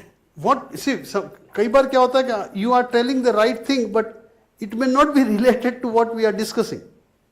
What we are discussing is what should we monitor in an interconnection, in a power system which is formed by parallel interconnection of inverters to make sure that the system is healthy. Sir, I think we have to monitor currents also. It can form loop currents in parallel operations. So currents are also important. Okay, ठीक है. अपन जैसे वहां शुरू किया था अपन कर सकते हैं. तो वोल्टेज फ्रीक्वेंसी में रहने दो कि काट दूं? रहने दो कि निकाल दूं? चाहिए सर। करंट कुछ और, पर प्रॉब्लम क्लियर है ना। हमको इंटरकनेक्टेड सिस्टम या ग्रिड आपको कोई दे दे, सबको जनरल मैनेजर बनना होता है, राइट? कौन दुनिया में ऐसा नहीं इसको नहीं बनना होता, पर आपको बना दे तो आप करोगे क्या? हैं? अगर कोई आपको बना दे तो करोगे क्या, पता तो होना चाहिए ना। और दुनिया में तकलीफ ये बहुत जनरल मैनेजर बन जाते हैं, इनको पता ही नहीं क्या करना। पर I hope you will not be one of them. तो बताएं क्या हम मॉनिटर करेंगे? What is it we will monitor to make? Is there the problem same और different? How has the problem change? और it is the same problem में फिर वो, क्योंकि मेरे को बोलने का शौक है मैं बोलता जा रहा हूं। प्रॉब्लम बदली है या अपन वही के वही है? बदली है। क्यों बदली है?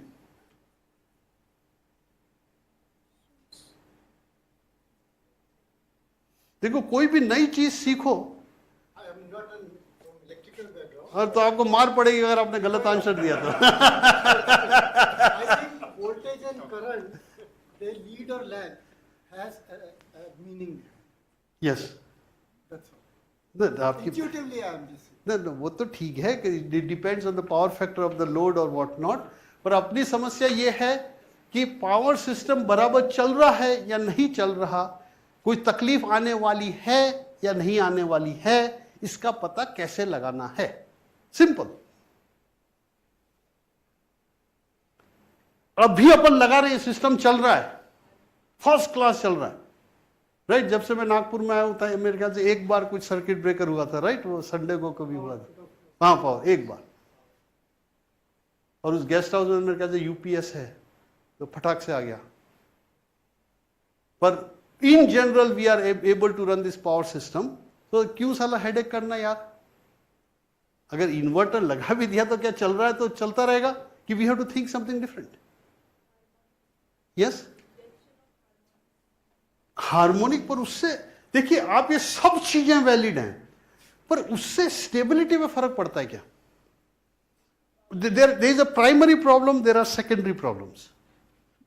Harmonic injection 100% it's an issue, but does it affect it so much that will be our primary problem? Here we are trying to look at our primary problem. That's the secondary problem, I agree.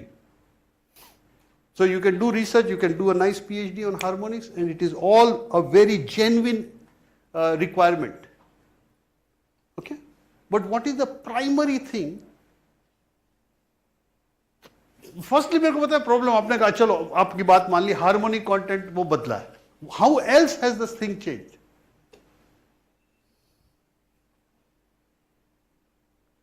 तो चलो, it's a good place to stop. When we come back, आपको मेरे को बताना पड़ेगा, आप Google कर लें, चैट जीपीटी कर लें, जो भी कर लें, how has the power system stability problem changed or will change when we have got an interconnection, parallel interconnection of inverters as opposed to the parallel interconnection of synchronous machines. ठीक है, question clear है? फिर ये मत कहना साहब आपने यार ठीक से तो बोला ही नहीं था। हिंदी में भी कह दूं, मराठी में तो नहीं कह सकता। कोई गुजराती है या? नहीं, मराठी लोग मेरे से वैसे ही इतना गुस्सा रहता है। I want insult their language है। तो हिंदी में ये कि समस्या